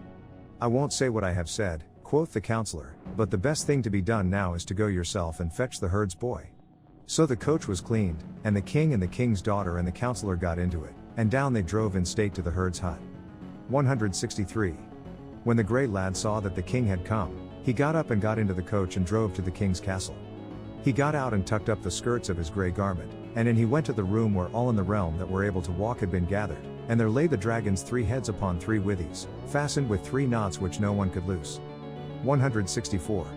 So the swarthy, rough-skinned fisher's son, the herd's boy in his grey garment, walked up to the heads, and many who looked at the draggled-tailed grey garment sniggered and laughed and mocked him as he passed.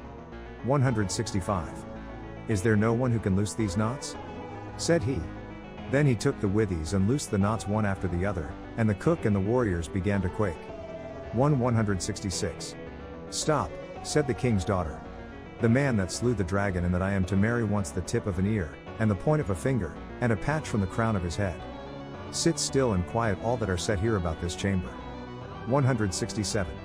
She went round the room from man to man, and all put out their hands and felt their ears and scratched their polls, but she never stopped till she got to the lad with the grey garment, who had his hand in his bosom. 168.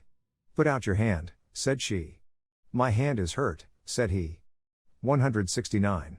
So the king's daughter snatched his hand and drew it out, and put her own into a pouch, and took out the tip of a little finger, and the tip of an ear, and a lock of hair with the skin of a scalp as big as a coin, and they all fitted. 170. That's truth, said she. It was you who slew the dragon, and you who rescued me, and I will never have any other to be bridegroom and lover. I am yours and half the realm while the king lives, and all the realm when he dies. And everybody shouted for joy except the cook. 171. The cook was hanged at once, and then the lad was to marry the king's daughter. 172. But he asked for 2 hours' grace, and that he got. Out he went and shook his rusty bridle, and the black steed came. He mounted and rode to the golden castle and blew the whistle, and when the yellow-faced russet lad came out, he said, "What's your will, master?" 173. "The best horse and the best dress in the castle," said the grey lad. That he got, the sky-blue pacing palfrey that could fly through the sky, and the glittering glass dress that the carlin had. He combed his hair with the golden comb till gold and silver showered from either side. He washed in the golden basin, and combed his locks with the fine side of the golden comb, and then he was the most beautiful man that the world had seen. 174. When he was thus arrayed, he mounted and rode through the air to the king's castle, and the king's daughter came out to meet him. They went to the castle hall. A churchman was got, and they were married. 175. A great and wonderful wedding was made for them, and they sent me home and gave me neither welcome nor guest room there. 176. Now, after the fisher's first son had been married for some time to the king's daughter, it so fell out that she longed greatly for dulse, and she asked the lad to go with her to the strand to seek it. The lad forgot his promise to his father, and they took their way to the seashore, where the brown sea where was rising and sinking amongst the blue waves, below the deep-dyed dark green hills of Greece. But while they were straying and playing and gathering dulse amongst reefs and stones on the ebb, the mermaid rose and made a rush, and seized the lad and shouted, "It is many a day since you were promised to me, and now I have you perforce," and then she swallowed him up alive. 177. The bride, when she saw what had happened, fled to shore, weeping and wailing in shadow and darkness, sad and tearful and sorrowful for the loss of her married mate. She sat by the shore wringing her hands till the tide rose, and then she went back to the castle where the counselor was, to ask his aid. 178. "What shall I do?" said she. "What shall I do? For a mermaid has taken away my married man, and I am left alone. How shall I find a way to get my man back?" "This do," said the counselor. "Go down with all the dresses and braveries and jewelry that." Click to enlarge. She sat on a green mound in the gloaming in the mouth of the evening, playing on her harp. "You have, and spread them out by the seashore. Take your harp and play." And much more he said, which she did, and I omit in order to avoid telling the story many times as reciters always do when they spin yarns. 179. Down she went with all that she held most precious, dresses and jewels and things of price, and she spread them on the rocks by the sea. She sat on a green mound in the gloaming in the mouth of the evening, playing on her harp beside them. 180. She had not sat long there playing in the dark when the mermaid rose outside the surf, for mermaids are fonder of music than any other creatures, and there she floated, listening, but when the king's daughter saw the mermaid, she stopped. 181. "Play on," said the mermaid. "No," said she, "not till I see my man again." So the mermaid opened her great mouth and gaped, and showed the lad's head, and the king's daughter knew that he was alive. 182. "What fine things you have there," said the mermaid, as she swam close to the shore. "Yes," said she. "I would give them for my husband." "Well, then, play on," said the mermaid. 183. So the lady sat on the green mound and played, and the mermaid lay in the brown sea where and listened, and opened her mouth and gaped, and showed the lad to the waist, and swallowed him down again. 184. Then the lady stopped, and the mermaid said again, "What fine things you have there on the rocks." "Yes," said she, "I would give them all for my husband." "Well, then, play on," said the mermaid. 185. So the lady played on, and the mermaid rolled amongst the brown sea where in the blue water amongst the waves, and she opened her mouth once more and took out the lad altogether, and placed him upon her open palm. 186. But he, when he was free, thought of the falcon, and was a falcon, and flew and darted to shore, and was free. 187.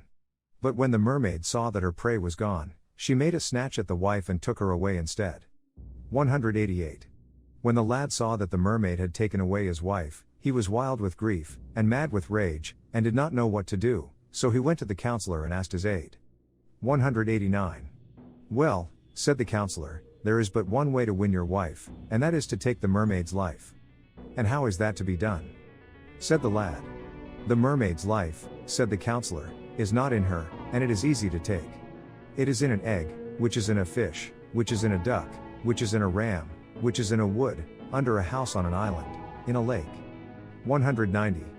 Now the lad thought that the first thing to be done was to get to the lock. So he went to his golden castle and donned his glittering glass dress, and mounted the sky blue palfrey, and took his gold-hilted glaive of light in his hand, and his dress became him well. 191.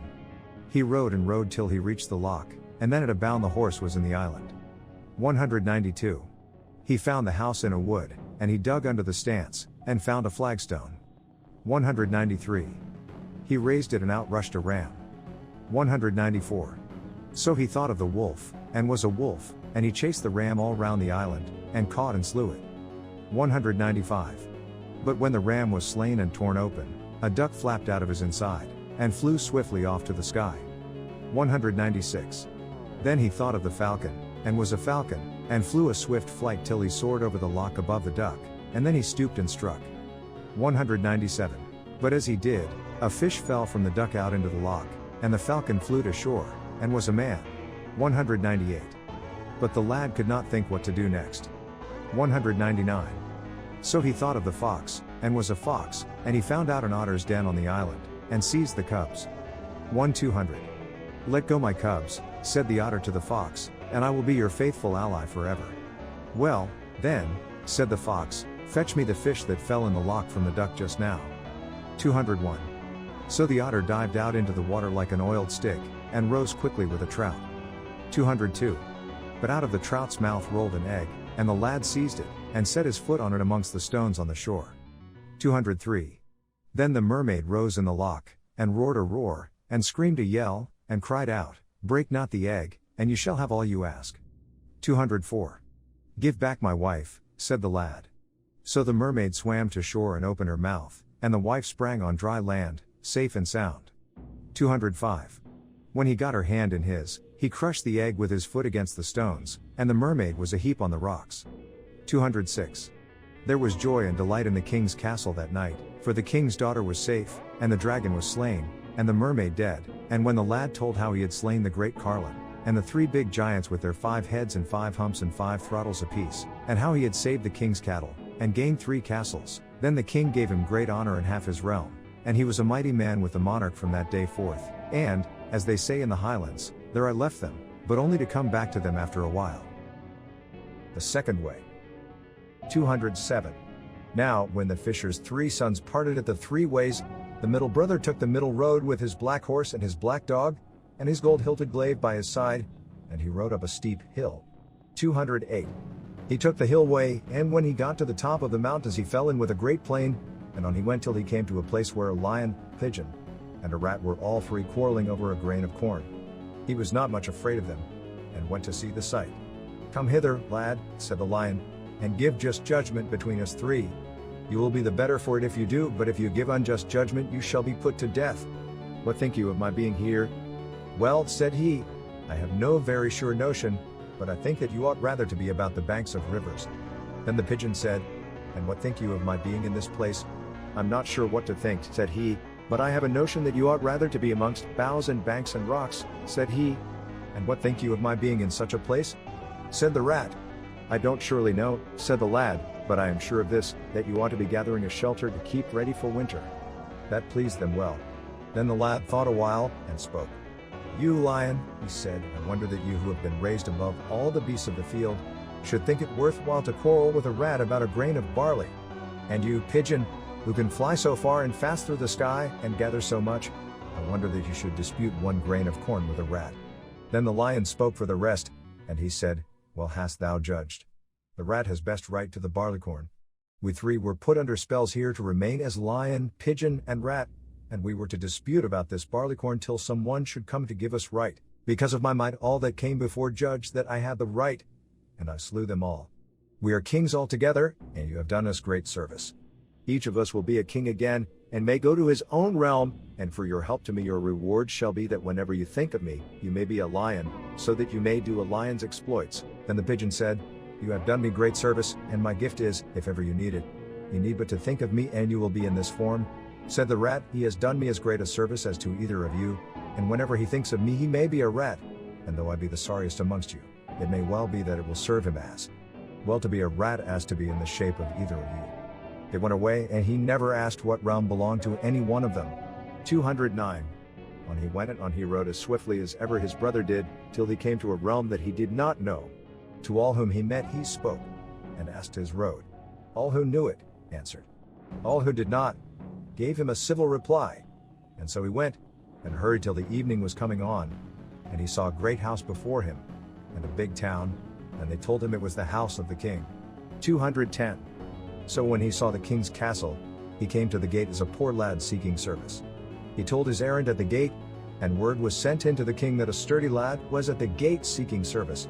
He was sent for, and it was settled that he should serve in the kitchen under the hand of the great cook, and he was called the little cook, and he was the best servant that the king ever had. 211. He was there a while, and he never saw a woman at all in the place. So one day he asked the head cook if there was ever a woman there at all. There is no woman here at all, said the head cook, but the king's daughter, and it is not everyone who can get to her room. And where may that room be? Said the cook's mate.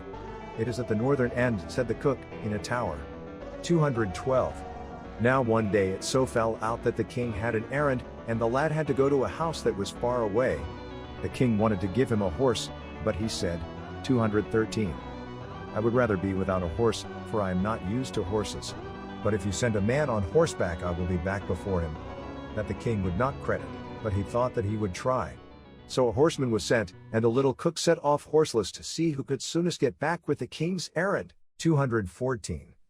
No sooner was the lad out of sight of the castle than he thought of the pigeon, and he was a pigeon, and flew to the journey's end and got the matter, and he was back before the horseman had got halfway there. The king would not believe that he had been there at all, till the rider returned. 215. And where is the thing that I sent you to fetch? Said the king.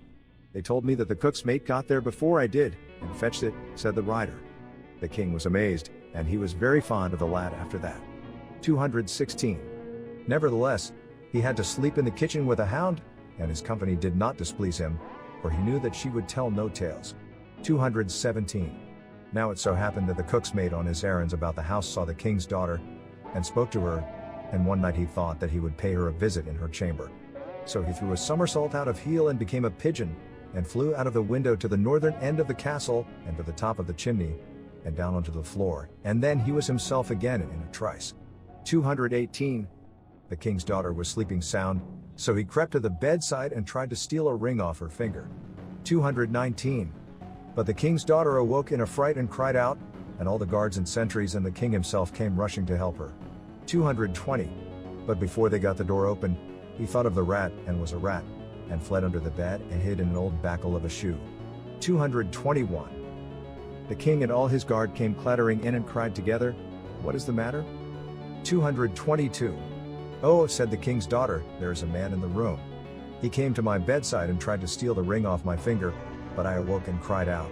223. The guards searched and the king sought. And they kicked the old shoe hither and thither, but the little lad lay hid, and they found no one. When they were tired, the king said, There is nobody in the room.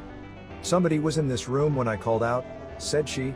So the king and the guard sought again to see if there was any way to get out when the door was locked. And they peeped up the chimney and everywhere else, and there was no place to get out of the room but the room door. 224. So the king flew in great rage, and he growled, Daughter, if you ever dare to make such a disturbance and rout about the house again, I will give it to you with my sword when I come up. So he marched out and locked the door behind him. 225. When they were all gone, a lad came out of the old shoe and turned heels over head, and was a lad again, and he seized her hand and stole the ring. 226. But since she did not dare to cry out for fear of the king, she said softly, Where were you when they were searching the room? I was in the room all the time, said he. And who are you? Said she. I am your father's head cook, said he. That you are not, said she, but I should like to know who you are. But since you can come here, if you come again I will give you a gift, for such is the custom in this country. Away he went as he came, and back to his kennel beside the dog who could tell no tales. 227. After a few days the lad thought that he would go the same way to see what might happen, and before he went away from the room the lady gave him a waistcoat payteag, embroidered with needlework, and told him to go with it to the fair at the big town next day. 228. He was a pigeon, and up the chimney and in at the kitchen window, and into his kennel in a trice, but the waistcoat he stowed in his box. 229. Next morning the head cook was making himself smart for the fair, So the cook's mate began to wash his face. "Are you going anyway?" said the cook. "I am going to the fair," said the other. "You must not go," said the head cook. "I am going." The lad said never a word, but he opened his box and took out the waistcoat and put it on. "Wherever did you get such a brave, Briar, waistcoat?" said the great cook. "No matter where I have it," said the lad. "I'd give you a good price for it to go to the fair in, if you would give it to me," said the great cook. 230. "Well," said the other, "I won't be hard upon you. If you will give me 7 bellyfuls before we go, and 7 bellyfuls when we come back, you shall have the waistcoat for the fair." So the lad got lots to eat, and the cook got the waistcoat, and put it on and went to the fair. 231. When he was there, the king's daughter came to look if she could see who wore the waistcoat, but when she saw the cook with the waistcoat on, her hands fell down by her sides, and she went home. 232. When the cook came home, his mate met him. "Well," said he, "did you see the king's daughter at the fair?" "Yes," said he, "I saw her." "Did she speak to you?" said the lad. "She did not speak," said the great cook, "but as soon as ever she saw me she turned home." "She is in love with you," said the lad. "That is exactly what I supposed," said the king's head cook. 233. That night, when everybody else went to bed, the cook's mate and the dog went to their kennel, but they had not been there long when the lad turned heels over head and was a pigeon, and out of the window and up in the chimney, and down on the floor of the north room, and there he stood as a handsome lad in the lady's room. 234. "Why were you not at the fair?" said she. "Was I not?" said he. "No," said she, "and I wish you would tell me who you are." "Am I not your father's head cook?" said he. "Not you," said she, and this time she gave him a pair of garters and bade him wear them at the fair for her sake. Back he went, and these he stowed in his box as before. 235. Next morning it was the same story as last day. The cook put on a pair of short breeks, as was the fashion of Frenchmen in these days. One and the cook's mate cleaned himself and produced his grand garters. Such garters the head cook had never seen, and he got a loan of them for the same price, 7 good bellyfuls before he went to the fair, and 7 more when he came back. 236. He put on the garters and went, but when the king's daughter saw the cook arrayed in the broidered waistcoat and the grand gay garters, her arms drooped, and she had to go home for fear she should faint. 237. "Did you see the princess at the fair?" said the lad, when he came home. "And did she speak to you today?" "I saw her," said the head cook, "and she saw me, and as soon as ever she did her arms fell by her sides, and she went home." "She must be in love with you," said the cook's mate. "I rather think that she is," said the king's head cook. 238. That night it was the same story. The lad went to see the princess, and before he went away she gave him a cap, by raid, to put on his head, and bade him wear it at the fair, for it was the fashion in that country for ladies to give keepsakes to lads whom they liked. 239. Next morning it was the same thing again.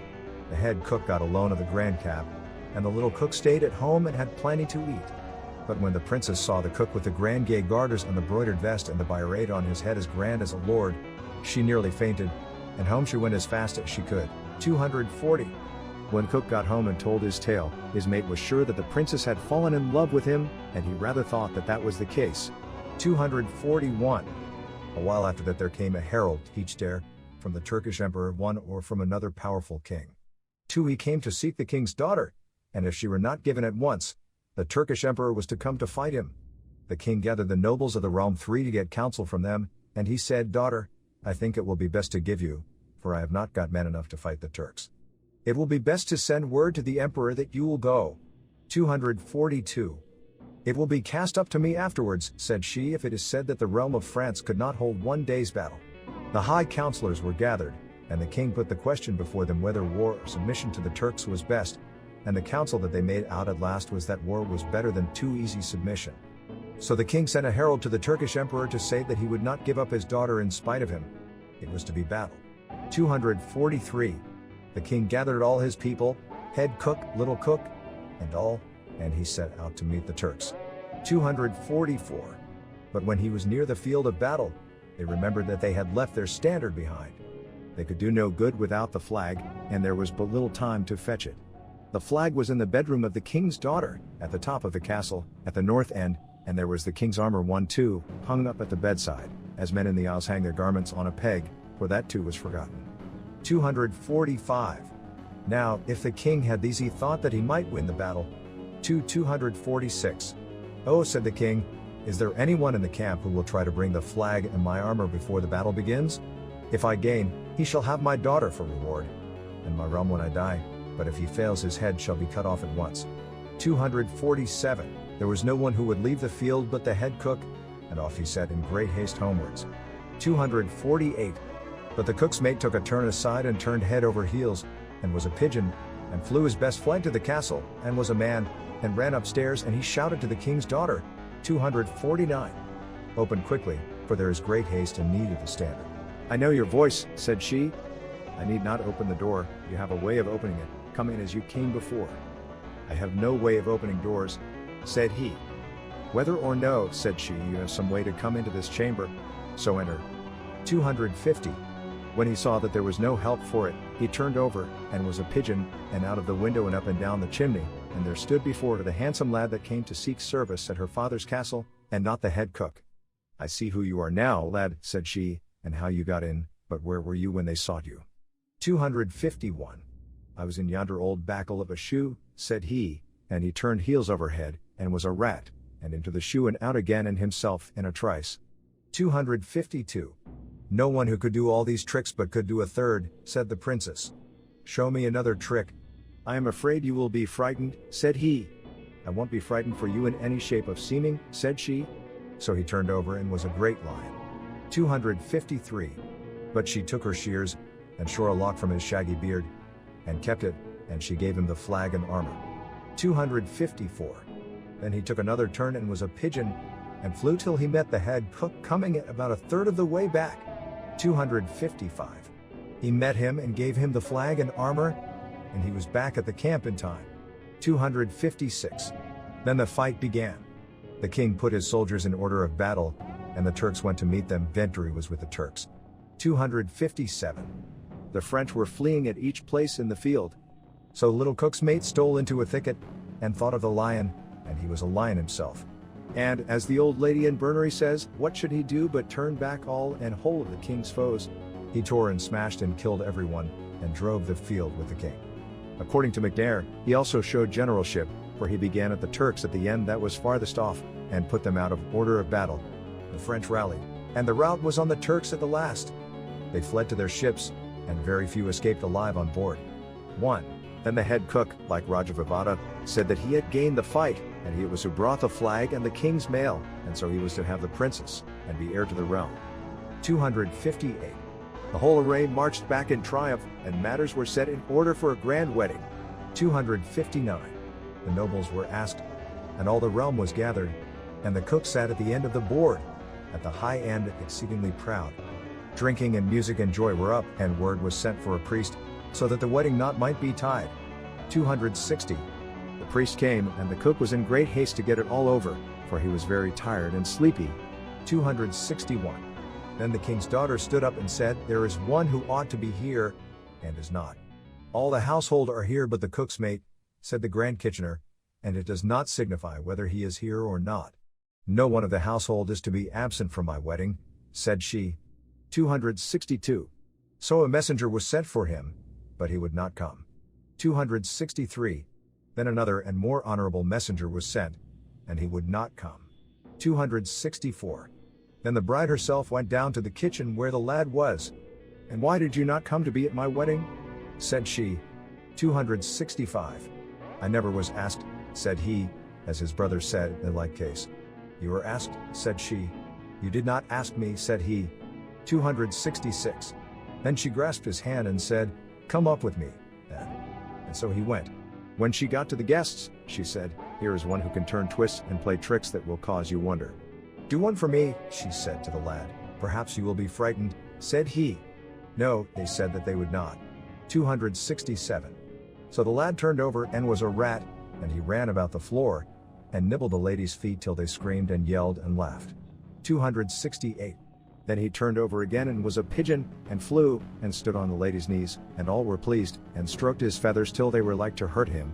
They were so pleased with the pretty bird. 269. But when he had been all round the company, he flew up to the lights and flapped them out with his wings, and then the ladies giggled and laughed, and said that they had never before seen a man turn himself into a rat and a pigeon in this strange fashion. 270. Then all begged that he would play another trick, and when the lights were lit once more, he gave another turn, and was a lion gaping and roaring all about the room, and the ladies fled and tumbled about for fear, as did the Grand Kitchener, and all but the king and his daughter. 271. Aha, said the king. This is the man who did the deeds this day, and not me. 272. Then the princess fitted the yellow lock in the lion's shaggy beard, and she told that this was the man who fetched the flag, and that she had seen him play all the tricks. 273. Then the lion turned over, and was a very handsome lad, as likely to look upon as any in the whole realm, and all allowed that such a lad ought to have the princess. 274. So the cook's mate was married to the daughter of the French king, and the herd's boy was married to the daughter of the king of Greece, and the Lord High Grand Kitchener was sad, and disagreed, and left the company. 275. That wedding lasted for 6 days of the week, with drink and music, and great rejoicing, and there left the fisher's second son at the end of the second way. 276. The third brother, when he parted from the others, rode west, as it is said in Bernery, where all ways would lead to the sea after a couple of miles, and he came to a great forest. 277. Up he went into the forest, to try if he could see houses or find any people of the place, but nothing could he see but a tangled wilderness of wood and birds and fruits that he had never seen before. At last day was going, and night was coming. 278. He thought that it would be well if he could find some place or other where he might stay in the night, for he was afraid wild beasts of this forest might come through the night and slay him, and so he went wandering on, thinking that he should like to find a place where he might be safe in the night. 279. As he went, he saw a great castle before him, with a rampart wall about it. At first he feared to go on, for he did not know whether peaceful people or fierce men were within, or whether they might not slay him. But spite of danger, he risked going on. 280. He reached the castle, and he saw no one at all. He went round about the rampart till he came to a gate, and he went in by the gate, and looked all round, and still he saw no one. 281. He saw an open door in the castle, and he went in, but still he saw nobody there. 282. He went and passed other 2 doors, and into a room where there was a fire. 283. He sat at the fireside, and there he stayed for a while waiting, but he saw none living. 284. But a candle and a candlestick came into the room where he sat, and the candle and candlestick stood upon the board, and the candle gave light through the chambers. 285. When he had sat for a long time and saw no one, he began to be tired of waiting, and to long. 286. He thought that food might do him good if he could get it. In an instant the board was spread, and his choice of every food that was better than another was on it. He sat a while staring at the board, but still he saw no one living, and he was very hungry. At last he thought that he might as well eat part of the food, whatever the matter might mean, so he sat by the side of the table, and he ate till he had enough. Then he sat at the fireside again. 287. When he had sat a while by the fire, he began to grow sleepy. Then it seemed to him that if he had a bed he would go to rest. 288. The candle and the candlestick that stood upon the board went to the first door that was next to him, and the candlestick with the candle in it stood at the door. He sat a while looking at them, wondering at all he saw, but in time he took courage, and got up and went where they were. 289. They went when he came till they came to another door, and there they stood. 290. It seemed to him that he might as well follow to see where they should go. On they went, till they got to the next door, and again he followed. 291. The third door was open, and in he went to a wondrously gorgeous one chamber with a bed in it, and the bedclothes were choice and ready for going to bed. He stood a while looking about him and looking at the bed, and at last he came to think that as he could see no one, he might as well go to bed. So he stripped off his clothes, and he lay down in the bed, and put the clothes over his head and slept. 292. The first time he awoke during the night, he seemed to perceive something like a human creature near him. This did not please him very well, so he moved from it as best he might, and he slept again. The next time he awoke it was day, and no one living was near him. 293. He looked about him as he usually did. The chamber was very richly set in order. He lay a while staring about, and at last he got up to put on his clothes. But when he looked, there was not a rag of his there. He sought backwards and forwards, and all about, but he had no clothes to find. But there was a dress of other clothes, and clothes that were very grand, lying just where he had laid his own. Since he could not find his own, he put on the clothes he found instead, and he went to the chamber where the fire was, the first in which he sat when he came to the castle overnight. He found it with board decked and spread with each meat and drink that was best. So he sat and ate his fill. 294.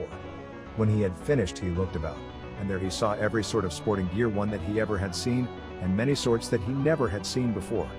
He took what he understood the use of, and he went out to shoot in the forest, and that day he killed a couple of turkeys, which feat the old sailor or one of his messmates may have performed in America. These he took to the castle and cast on the ground, and when dinner time came, one of them was ready. He wandered about the castle till the night came, and when the night came he went into the castle into the chamber, where he was the night before, and he sat at the fireside. 295.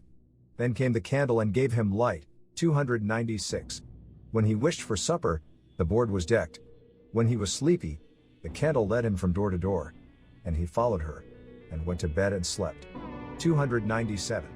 The first time he woke, he felt as though a human creature lay on the bed, but he said never a word and slept, and the next time he awoke the day was there, and there was no one with him in the bed but himself. 298. He got up and found other and grander garments, and this time he was not so loath to put them on as he was the day before. 299.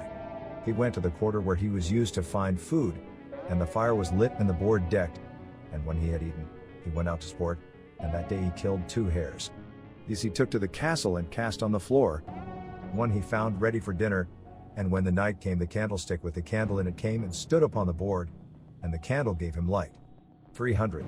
When he wished for supper, the supper was ready upon the table, and when he had eaten and wished to go to bed, the candle went before to show him the way, and he followed and lay down. 301. But he thought if anything should come near him as on the other 2 nights, that he would speak, happen what might. 302. When he woke, he felt as though a human creature were near him, and he said, "Who are you? And where am I?"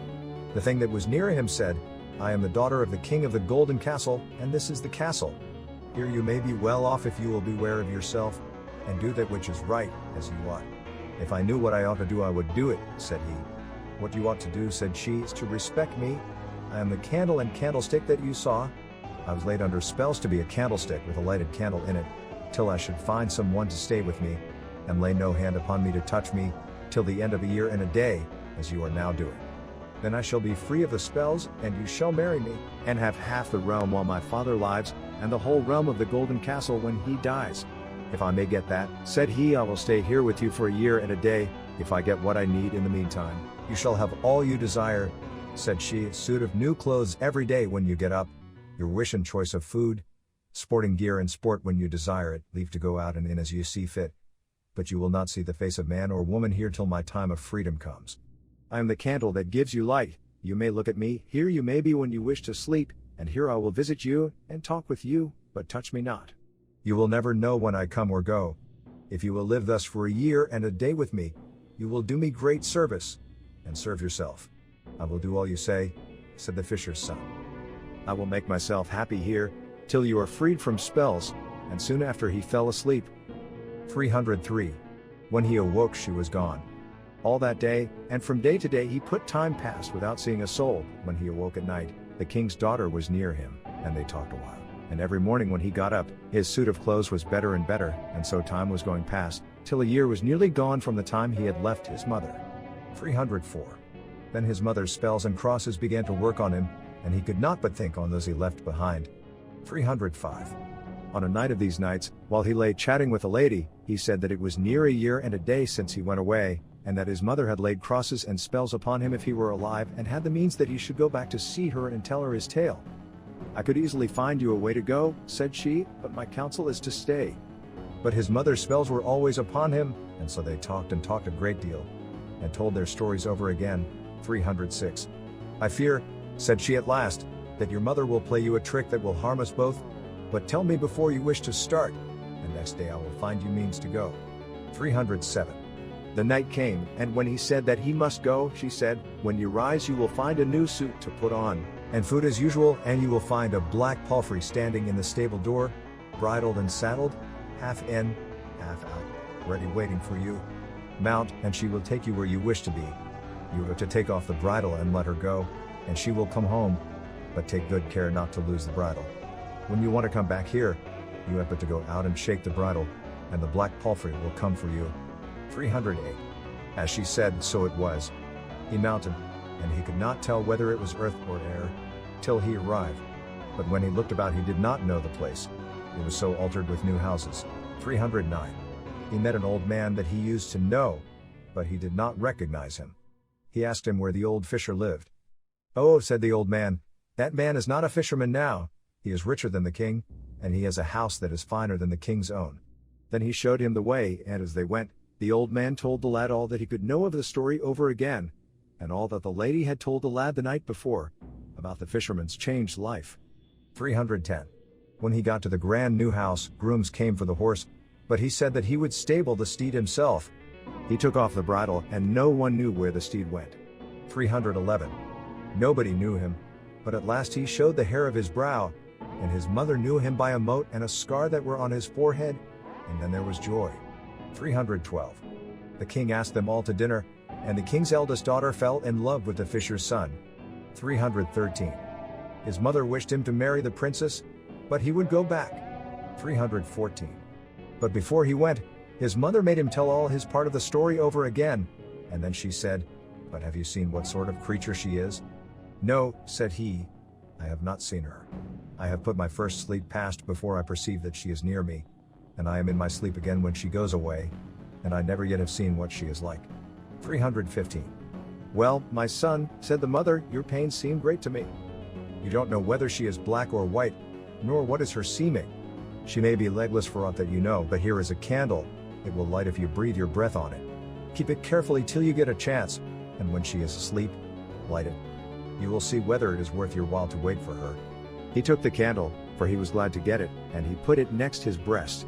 316. Next morning he was up betimes and went out and shook his bridle, and came in to breakfast.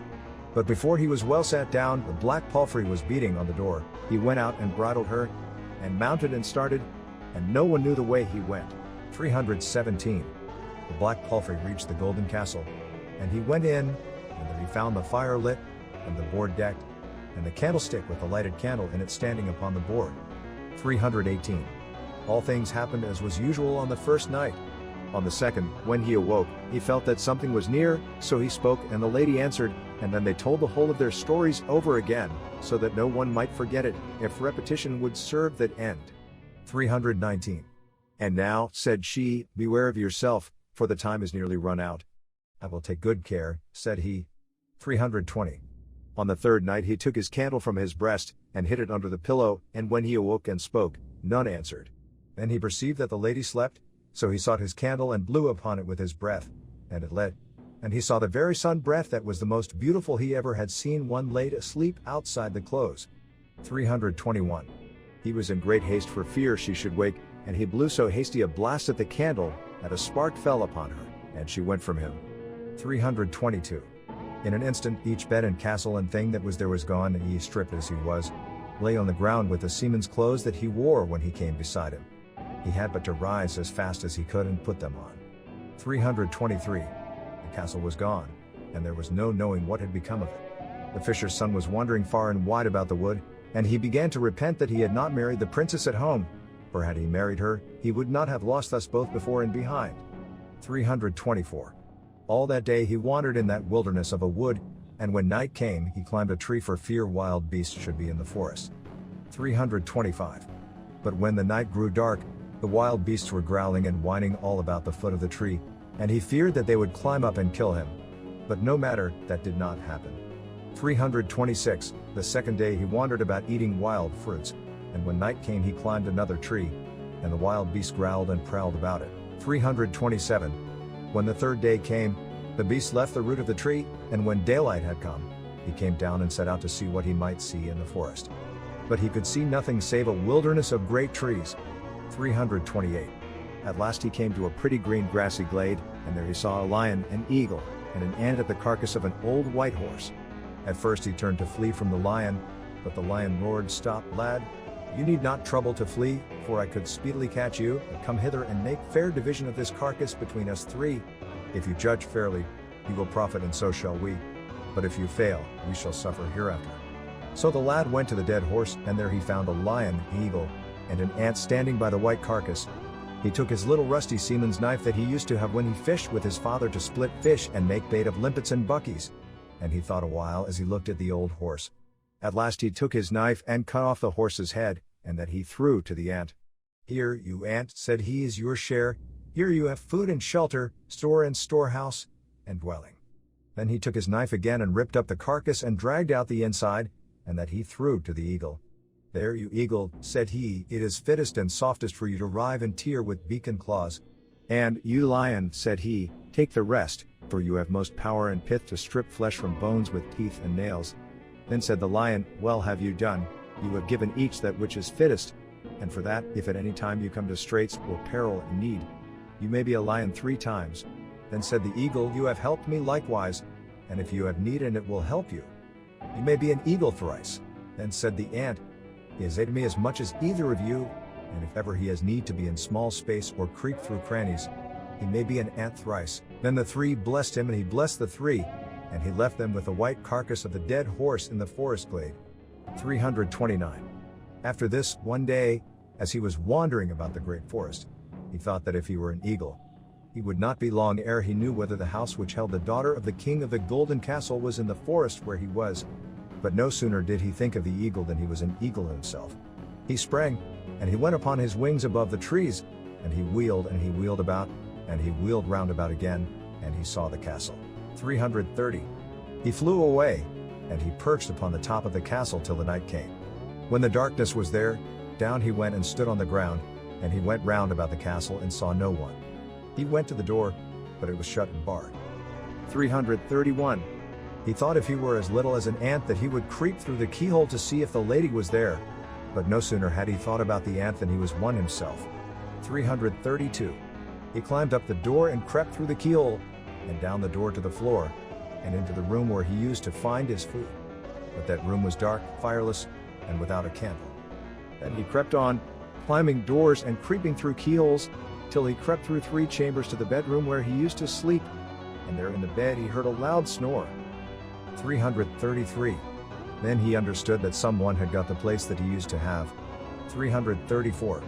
The king's daughter knew that he was in the chamber, and she cried to a giant who was in the bed, "Get up, you giant, something that is not right is in the house." 335. The man who was in an ant climbed up the bed and fled into the hole of a woodlouse. Reuden. 336.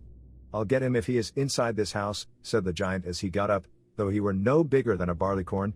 But the giant sought within and without, and all round about, and never thought that anyone could be in the hole of the woodlouse. 337. While he was gone, the other came out and took his own shape, and spoke to the lady, and she to him. But they had small time to talk, for the giant came back, and the fisher's son had to go into the ant's shape and flee into the hole, and there he stayed till next night. But the giant came grumbling back and said, "I found nothing within but what ought to be." And he went to sleep. 338. Next night the giant came in and slept, and the lady came in and laid herself where she was wont. Then the ant crept out and touched her with his sting. "Rise, rise, giant," she cried aloud. "There is something about this castle that is not right, and unless you find it, it will harm either you or me." But the ant fled back into the hole of the woodlouse. "There is no one that can harm me," said the giant. "Search the castle within and without," said she, "unless you find him, it will be the worse for you." "There never was a man that could slay me," growled the giant, "but I'll go to seek him for you, and I will find him if he is no bigger than a barleycorn." And off he set to do the ransacking. 339. When he was gone the ant crept out and became a man, and he said, "How do you do? Cia mare de thu." "Ill enough," said she, "though you have done to yourself and to me. You have lost, and my lot is to take this giant against my will. Oh, if you had been aware of yourself, it had been well with you and with me now, but I must bear my lot since it has fallen upon me." "It was my mother's fault," said he. "I know that," said she, "but if you had taken my counsel, you might have been married to me, with half the realm of the golden castle." "Is there no way to get back?" said he. "No, not while this giant lives," said she. And then they talked long and sadly, and told the story all over again. 340. But, said the fisher's son, perhaps I might find a way to slay this giant. You cannot slay him, said she. It is not in himself that his life is at all. And where then is his life? Said the lad. Said she, it is in a lion that is in a thicket of oak, that is near the house of a farmer, that is at the uttermost end of this forest. In the lion's belly is a dove, and in the dove an egg. Nothing is that will kill this giant but to smite him with that egg. 341. Then they heard the clatter of the giant's feet coming, and the fisher's son had to be an ant a second time, and flee into the woodlouse's hole. The giant came in and sought in the room, and when he could find nothing, he went to bed and slept. When the giant slept, the fisher's son crept out, for that was the last time he could be an ant, and it would not do to stay longer there. They thought the sooner he was out of the castle the better for him, so he climbed down the bed, and crept over the floor, and crawled up the door and through the keyhole and down over the floors, and so from door to door, and from room to room, till he was outside the walls of the castle. 342. Then he thought of the eagle, and sprang and flew to the castle top, and there he sat till day. 343. As soon as the day came, he went upon his rings to see if he could hit upon the farmer's house near the grove where the lion was. 344. At the darkening of lateness he got there and took his own shape, and he beat upon the door, and the farmer came out and said, Who are you, and whence? 345. I am a poor sailor, said he, my ship was lost, and all on board were drowned but me, and since I cannot get back, I am seeking service. Come in, lad, said the farmer, your sort used to be hungry and thirsty at times. 346. In he went, and from less to more he offered to be a herd. We need one of your sort, said the farmer. A lion is in a thicket of wood near us, and each time the cattle go to that grove, the lion takes one of the cows, and sometimes he takes the best, and sometimes he takes the herd. I will be herd, said the fisher's son, and they settled the bargain. 347. Early in the morning he used to arise to put out the cattle. He drove them out and went with them to pasture where the grass was best, and at night he used to bring them home. 348. One of the farmer's daughters was dairymaid, and she fell in love with the herd, and she did not want him ever to go to the forest with the cattle, for fear that he should be slain by the lion. 349. On a day of these days, the herd said to the farmer, I will go to the wood with the cattle today. Well, then, don't go too far in, said the farmer, for fear that the lion should happen upon you and take one of the herd. I will take care of that, said the herdsman. The dairymaid did not wish him to go, but she was more afraid that the lion might take the lad. But no matter and never mind, the thing that was done was driving the cows to the wood. 350. When the herdsman got to the grove, instead of keeping the cows back, he drove them farther and farther into the forest, till at last the lion came. 351. He was going to seize a brindled heifer that was there, but the herd got between them. 352. Then he thought on the lion that he helped at the white horse, and in the twinkling of an eye, he was a lion himself. 353. The two lions struggled till the sun was going west beneath the mountain at evening, without knowing which was losing or winning.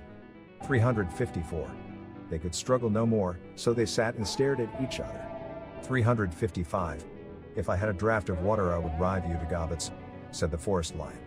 356. If I had one of wine I would tear you to tatters asunder, said the herd lion. Then the forest lion got up and stalked back to the wood again.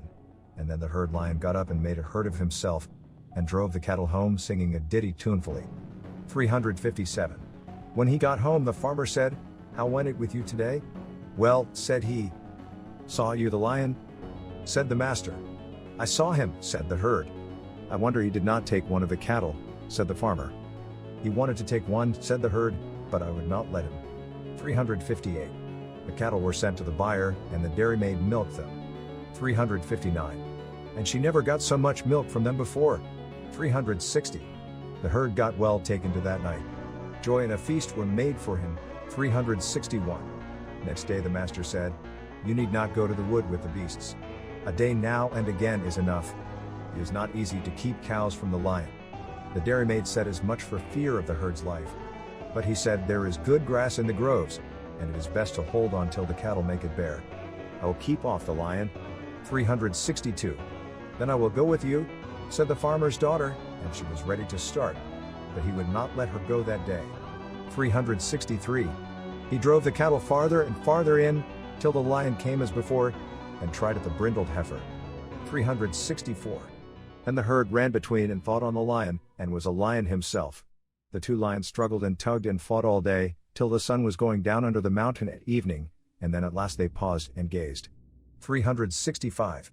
If I had a draught of water, said the forest lion, I would tear you to tatters. 366. If I had a draught of wine, quoth the lion herd, I would not be long about riving you asunder. 367. Then they got up and went their ways as before. 368. Saw you the lion? Said the farmer, as he got home. I saw him, said the herd, and he wanted to take the brindled heifer, but I hindered him. It's odd that he did not take you, said the master. If he could, he would have done that same, quoth the herd. 369. So much milk they never got before. 370. And the herd was feasted, and praised, and well treated that night. 371. Next morning the farmer said, I rather incline to think that you had better set the cattle on some other way today. A day in the wood now and again is quite enough. It is rather risky to go off into the forest with them, but that's no matter. The best grass is in the woods, said the herd, and it is best to go there that grass may grow elsewhere. 372. The dairymaid did all she could to keep the herd from the wood, for fear that he should be killed by the lion, but no matter. To the wood they went. 373. Instead of holding the cattle back, he drove them farther and farther in, till the lion came, and he, as was his wont, tried to take the best in the herd. The herdsman thought of the lion for whom he divided the carcass, and was a lion for the third time, and the two lions struggled. And they struggled and fought, and hauled and pulled, and dragged, and bit, and roared, and growled, and struggled again, till the sun was almost near going under the hill, and neither knew which should win or lose. 374. Then they ceased struggling, and sat and glowered. 375. If I had one draught of water, you should never more keep me from taking a cow, I would tear you to pieces, said the forest lion. 376. If I had a draught of wine, I would set you so that you should never more come to take a cow that belonged to another, for I would rive you to gobbets. 377.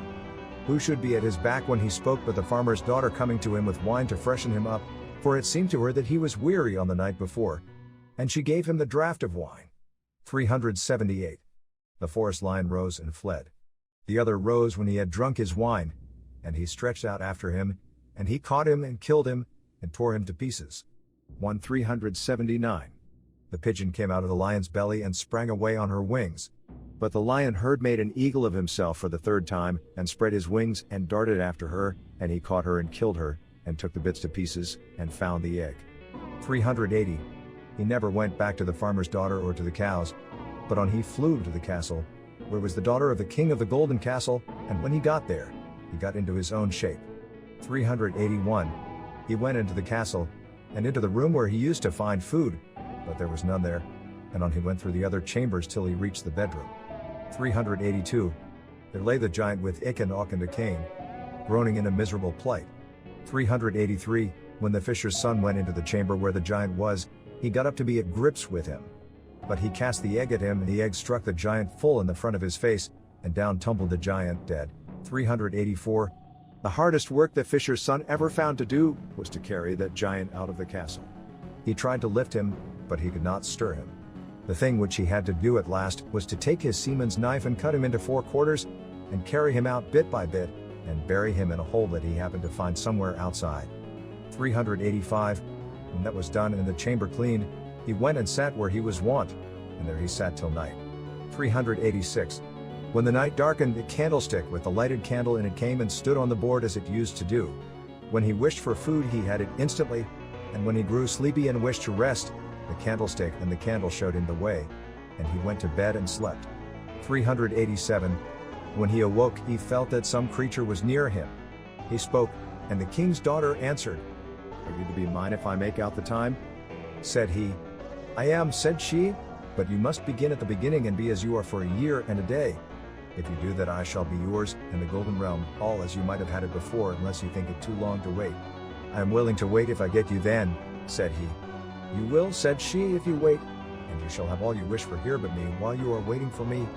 388. I'll do that, said he, and so he did. Nothing worth telling happened for a year and a day, which seemed like one day to a lonely man who saw no one. At the end of the time, as he was wandering about in the castle, wearying, in came the most beautiful darling of a woman that he ever had seen, and said, 389. I am the daughter of the king of the golden castle, and now I am free of the spells that held me, but I must be gone for 3 days. 390. I will take you to the realm where my father is.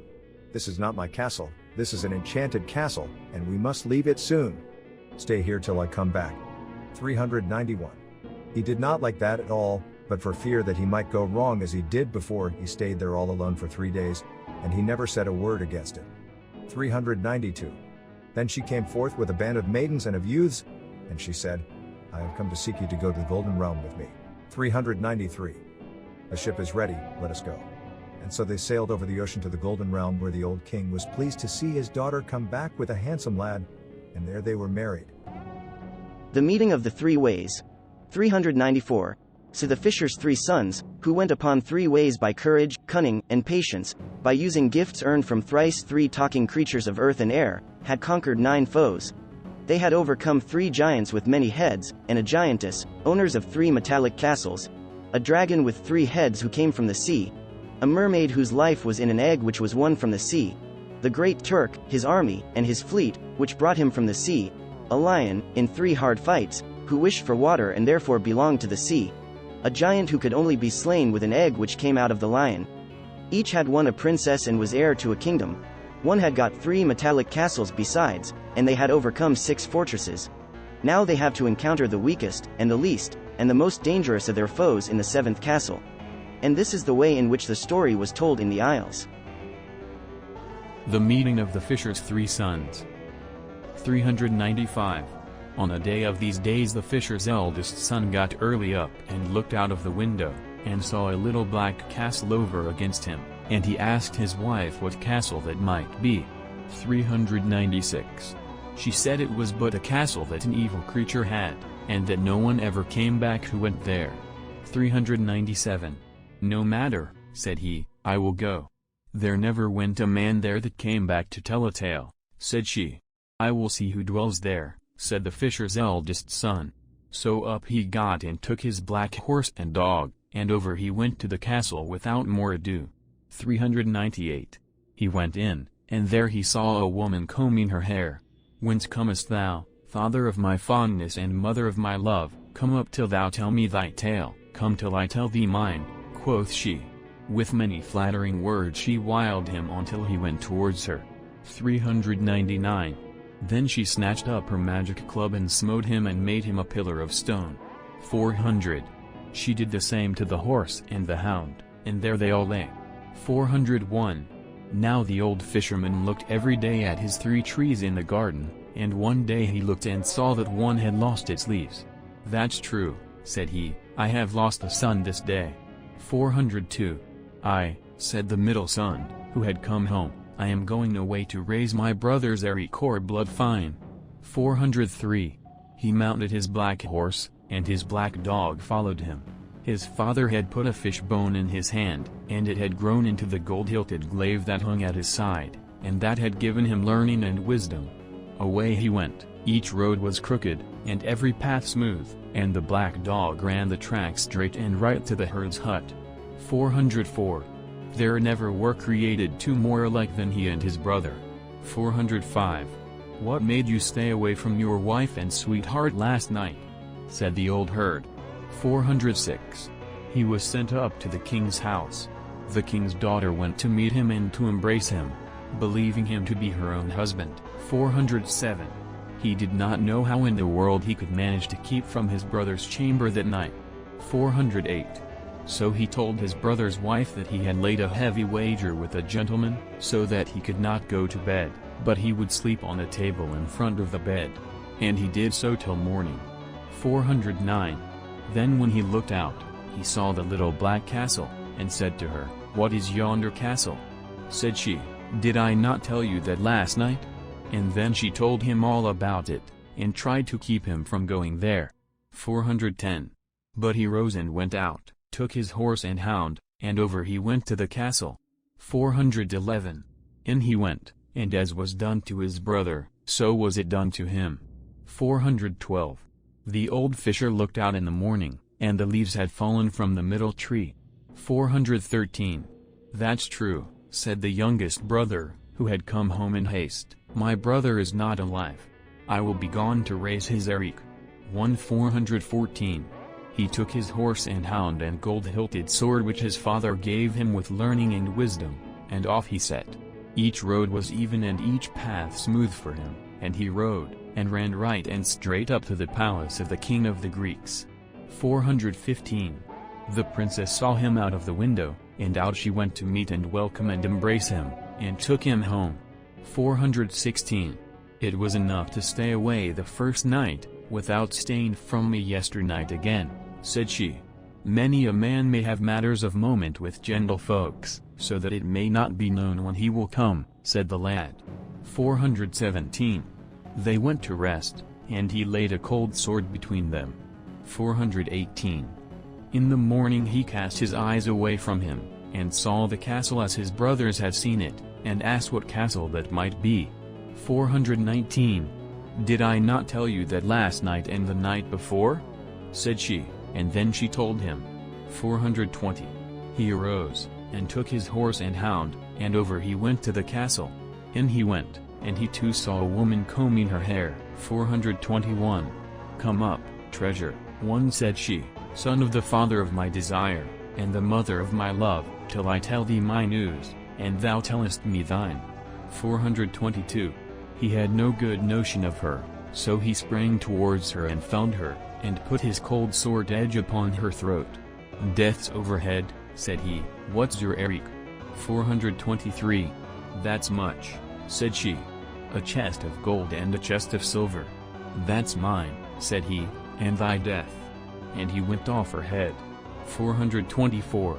But as he did, his sword flew out of his hand. 425. Then the old woman grasped her head in both her hands and set it upon her throat where it was before. 426. The dog sprang at her, but she smote him with the magic club, and down he fell. 427.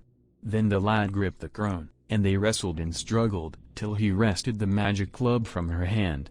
428. Then he smote her, and down she fell dead. 429. He took her keys from her and searched the house. 430. He found one chamber full of gold and one full of silver. 431. He found a chamber full of gentlefolks' dresses. 432. And one full of saddles. 433. And bridles. 434. And one full of boots and shoes. 435. He found a room full of men turned into pillars of stone. 436. And a vessel of balsam for bringing to life again. 437. Then he took and began to spill it upon them till he revived them all, and amongst them were his own brothers. 438. He gave his clothes and his own share to every man that was there, and a lot of gold and silver, and when all that was done the three brothers went off to the palace. 439. Then the youngest said to the eldest, You have the best wife that the dew of heaven ever was shed upon. 440. How know you that? Said he. I was with her last night, said the youngest brother. 441. Then black jealousy struck the eldest, and he turns to him and sweeps off his head with his sword. 442. The old fisherman looked out at his garden, and the tree of the youngest had fallen and the other two stood. That's true, said he. The youngest is dead, and the other two live again. 443. The brothers stayed the night in the palace, and in the morning they went away in a coach. 444. They went home to their father's house, and took him and their mother, and in the morning they put them in a castle by themselves. 445. The eldest brother got the realm, and the king's daughter was his wedded wife, and there these two lived happily, according to Alistair MacRoryban. 446. What became of the other and of the castles which were won, and the kingdoms, this narrator cannot tell, but some day or other he hopes to hear more about them out in the Isles. Notes to Celtic Dragon Myth. Number of notes apply to the numbered sections. 1. If Duncan's house was not like that, Donald McPhee's house, in which I heard this story told in South Uist, was, and Donald told me that Duncan the fisher lived in Skye. Others say that he lived in the Green Isle, which is a kind of Gaelic paradise out in the west. A version of the Green Isle from the Tory tradition is given in the Scottish Historical Review for 1908. Sometimes a fisherman or a sailor, or a smith who is also a fisherman, almost always a poor man who lives near the sea, in Gaelic, in Italian, straparola, a poor couple, in Swedish, a smith and a fisherman, in Russian, a poor man. 4. Mouth of night. This phrase has a relation in Sanskrit, and is the common Gaelic equivalent for a nightfall. Mermaid. Near the Clyde where ships abound and old sailors tell this tale in bits, the mermaid becomes a ship which anchors near the boat, and the iron is bought for gold dust which the sailors shoved out of the ports till the boat is ready to sink. Sometimes the bargain is struck for the first thing that touches the fisher's knee when he lands, and that is his infant son. According to authorities quoted by Ferguson, Tree and Serpent Worship, p. 35, it is a custom in Dahomey to sacrifice a man occasionally to Hu, the god of the sea. The man is carried in a hammock from the capital dressed as a noble, a canoe takes him to sea, and he is thrown to the sharks. In one Swedish version, the smith meets a troll maiden in the forest, and by her has a son, who is the supernatural hero. In others the hero is otherwise mysteriously born. In Russian, the hero is simply a poor man's youngest, lazy, despised son. In the East a gift son, who is an incarnation of some divinity, occurs frequently. In the Ramayana, p. 20, Volume 2, History of India, by Talboys Wheeler, sons are born after eating divine food, the gift of the gods. The childless Maharaja causes a horse sacrifice to be performed. After the rite, an emanation of Brahma appears with a golden vessel filled with rice and milk, payasa, the essence of the sacrifice, the food of the gods. 3 wives eat of the food, and give birth to 4 sons, who are incarnations of Vishnu. These divine men were born to overcome Ravana, the king of demons. He oppressed gods and men, and was invulnerable to celestials. He had 10 heads and 20 arms, copper-colored eyes, and a polished body. He lived in Ceylon, amongst gold and jewels. Amongst his numerous feats he went to Bhagavati, the great city of resplendent serpents, and carried off the wife of the snake Takshaka. He afterwards carried off Sita, the wife of Rama, and was overcome. A far older form of this notion of a gift son will be found in the Aitareya Brahmana of the Rig Veda, Haug, 1863, p. 460. King Harishchandra wished for a son, and addressed a verse to Narada, who replied in 10 verses. The king then went to King Varuna, the god of waters, and therefore the equivalent of the Western mermaid, and prayed for a son, promising to sacrifice him to Varuna. Varuna claimed the son when he was born, at 10 days old, when his teeth had come, when they had fallen out, when they had come again, when he had got his arms, 6 times. When the son was told that he was to be sacrificed, he ran away to the wilds. After 6 years of wandering, and after meeting Indra, the chief of gods in human form, several times, Rohita, the victim, bought a human substitute, Sunasepa, the son of a poor Braham, for 100 cows. The boy was accepted by Varuna and was prepared for sacrifice. His father was to slay him. On repeating hymns he was released by the gods, became a priest, and was promoted to be heir. The resemblance of this very ancient Hindu legend to the history of Abraham is very remarkable. According to accepted chronology, a period of from 500 to 700 years lies between the compilation of the Brahmanas and the birth of Isaac. The distance between the Punjab and the land of Abraham is about half as great as the distance traversed in a few years by Alexander the Great on his march to India. So the Hebrew history may have originated the whole series, which extends from east to west. In the Vedas, many verses allude to the birth of gift sons to childless sages by the special favor of the celestial powers invoked in these ancient hymns. These references will serve to show how widely spread the legend is in the East and West, and how closely connected the whole series of tradition is with Holy Writ. In the Russian story, the hero fights a dragon, his 2 sons, and his wife. Of these, one transforms himself into a well, and another into an apple tree, a third into a cushion. By running the scent eastwards we thus get very near serpent worship and tree worship, and an Indian custom founded upon the subjugation of the serpent races by Aryans. In some states the fair-skinned Aryan Raja at his accession mingles his own blood with blood from the arm of a dark-skinned man of the subject races of aboriginal serpent worshippers. Of these races many still adore serpents. Of old the worship pervaded all India, see Ferguson on tree and serpent worship, and other books of authority on this curious subject. In 1876, while wandering in India, I found the serpent worshipped all over the country, at Benares and everywhere. 5. This incident in various shapes occurs in the Swedish collection, as was told in various parts of Sweden and in Finland. The fish generally is a pike. but in these regions pike generally live in the sea, which in the Gulf of Bothnia is brackish. In Hindu legend, Vishnu took the form of a fish and related the history of creation and the deluge. 6. In the Swedish and German collections and in others, the wife is a grumbler. 9. The Fisher. Told by Alexander McNeill, Fisherman, Kjan Tangeval, Barra, Alistair Mac Rory to Hector MacLean, 1859. The Fisher's Son. Twice told by John McPhee and South Uis to J.F. Campbell, 1859, 1860. The Cow also got a bit, according to McPhee. West Highland Tales, No.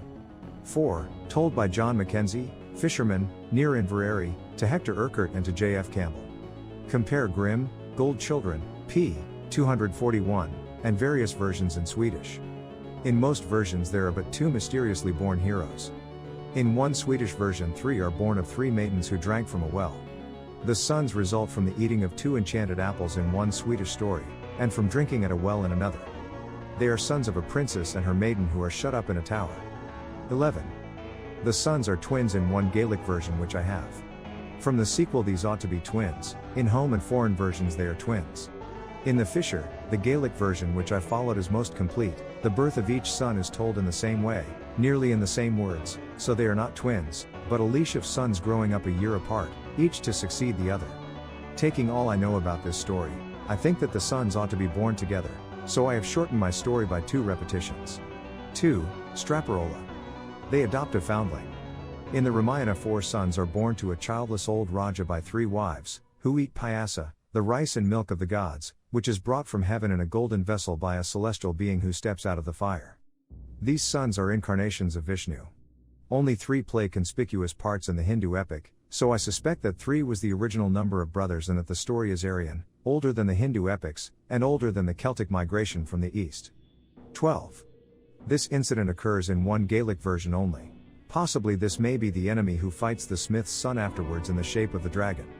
He may be the servant or second sailor or second character in other versions. He may be the same character as the Swedish hero who was son of smith and troll maiden of the forest.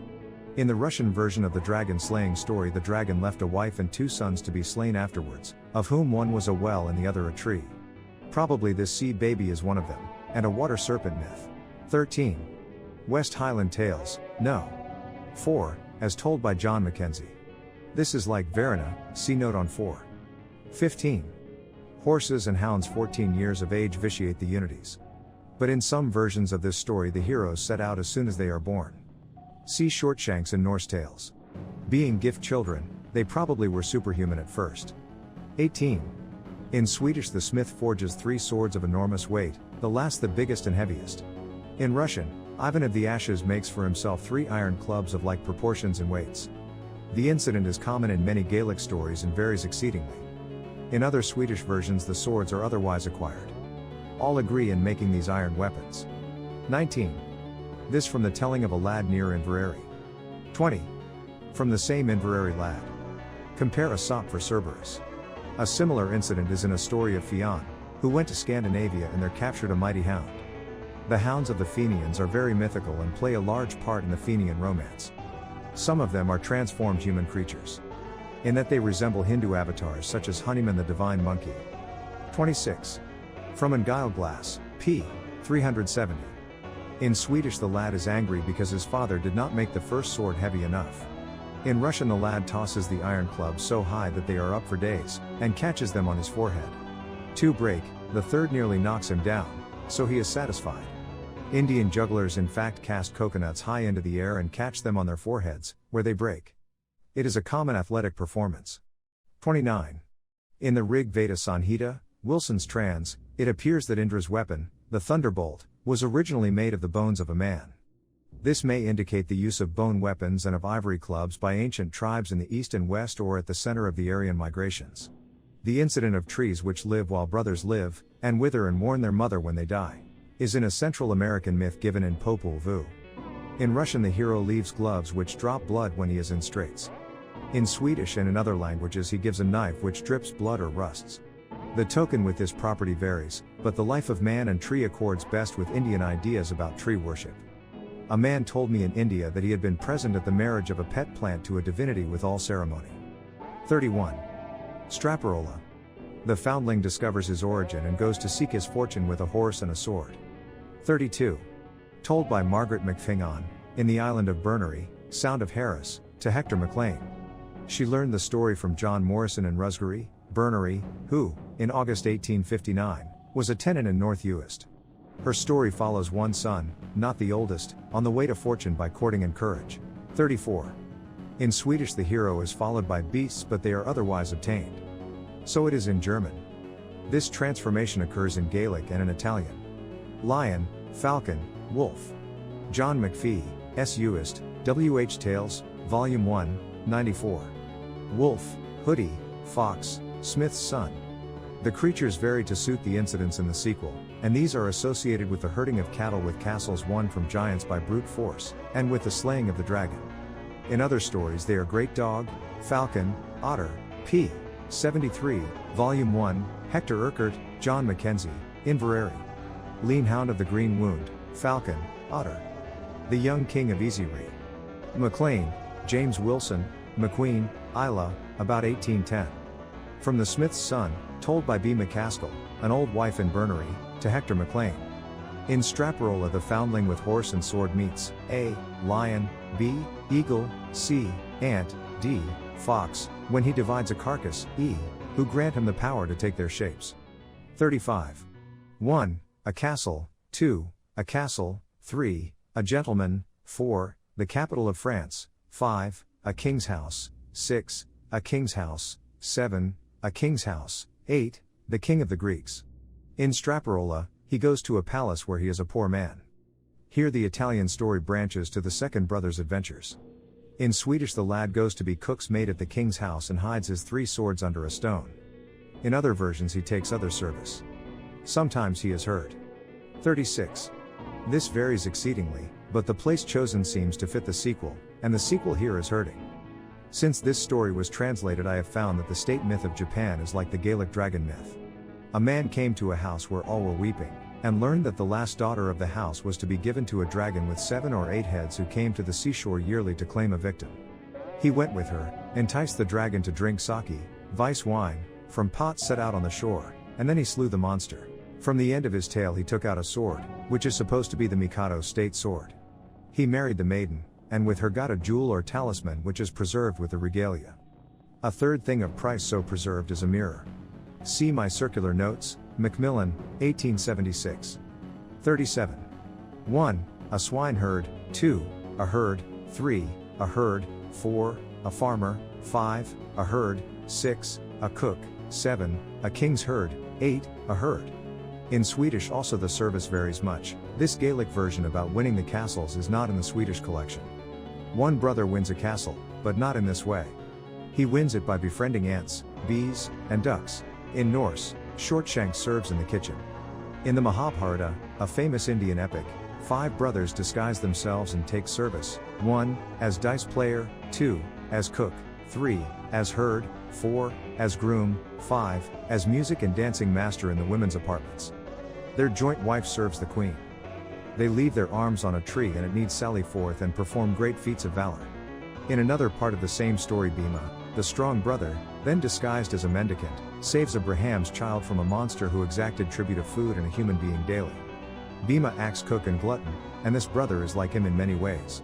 In 1876 I was shown from Kungva a great white snow patch high up on the Daladon range, which was said to be the tomb of the dragon slain by Bhima. The hero promised him honorable burial if he fought well and kept his word, and gave him a white coffin when he had vanquished the dragon. That tract of country is pervaded by myths of the Mahabharata. 38. A park, a glen, a forest. The best version here is the Grey Lad as told by John Smith in South Uist, so that is followed. 39-44. In Gaelic this new character is elsewhere called the 5-headed giant, a big giant, a fuath or fiend, a big man, a forest lion. He is variously described, but in character is the punisher of trespassers and the cattle lifter's enemy. It is not easy to select the original of this character amongst the crowds of enemies slain by mythical heroes, but here are some of the most conspicuous.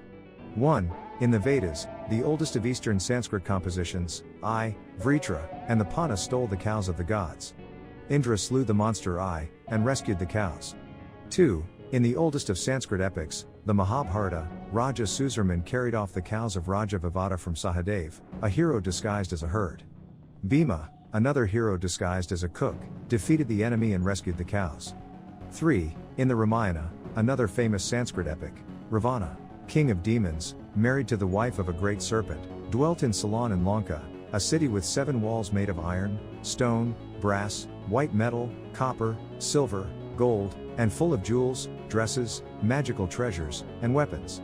Ravana had 10 heads, 20 arms, copper-colored eyes, and a body like polished onyx. He carried off Sita, the wife of Rama, and Rama, aided by birds, bears, and monkeys, who were avatars or incarnations of the gods, slew him. On the whole, this looks very like an elaborate Eastern version of the tale which is preserved in the West in this form. 4. In Norse the trolls who confronted Shortshanks had many heads. 5. In Swedish it was the same. 6. In Russian the same. 7. In classical mythology Jupiter overcame Typho, a giant with 100 serpents' heads. 7. Hercules slew the Lernaean Hydra. 8.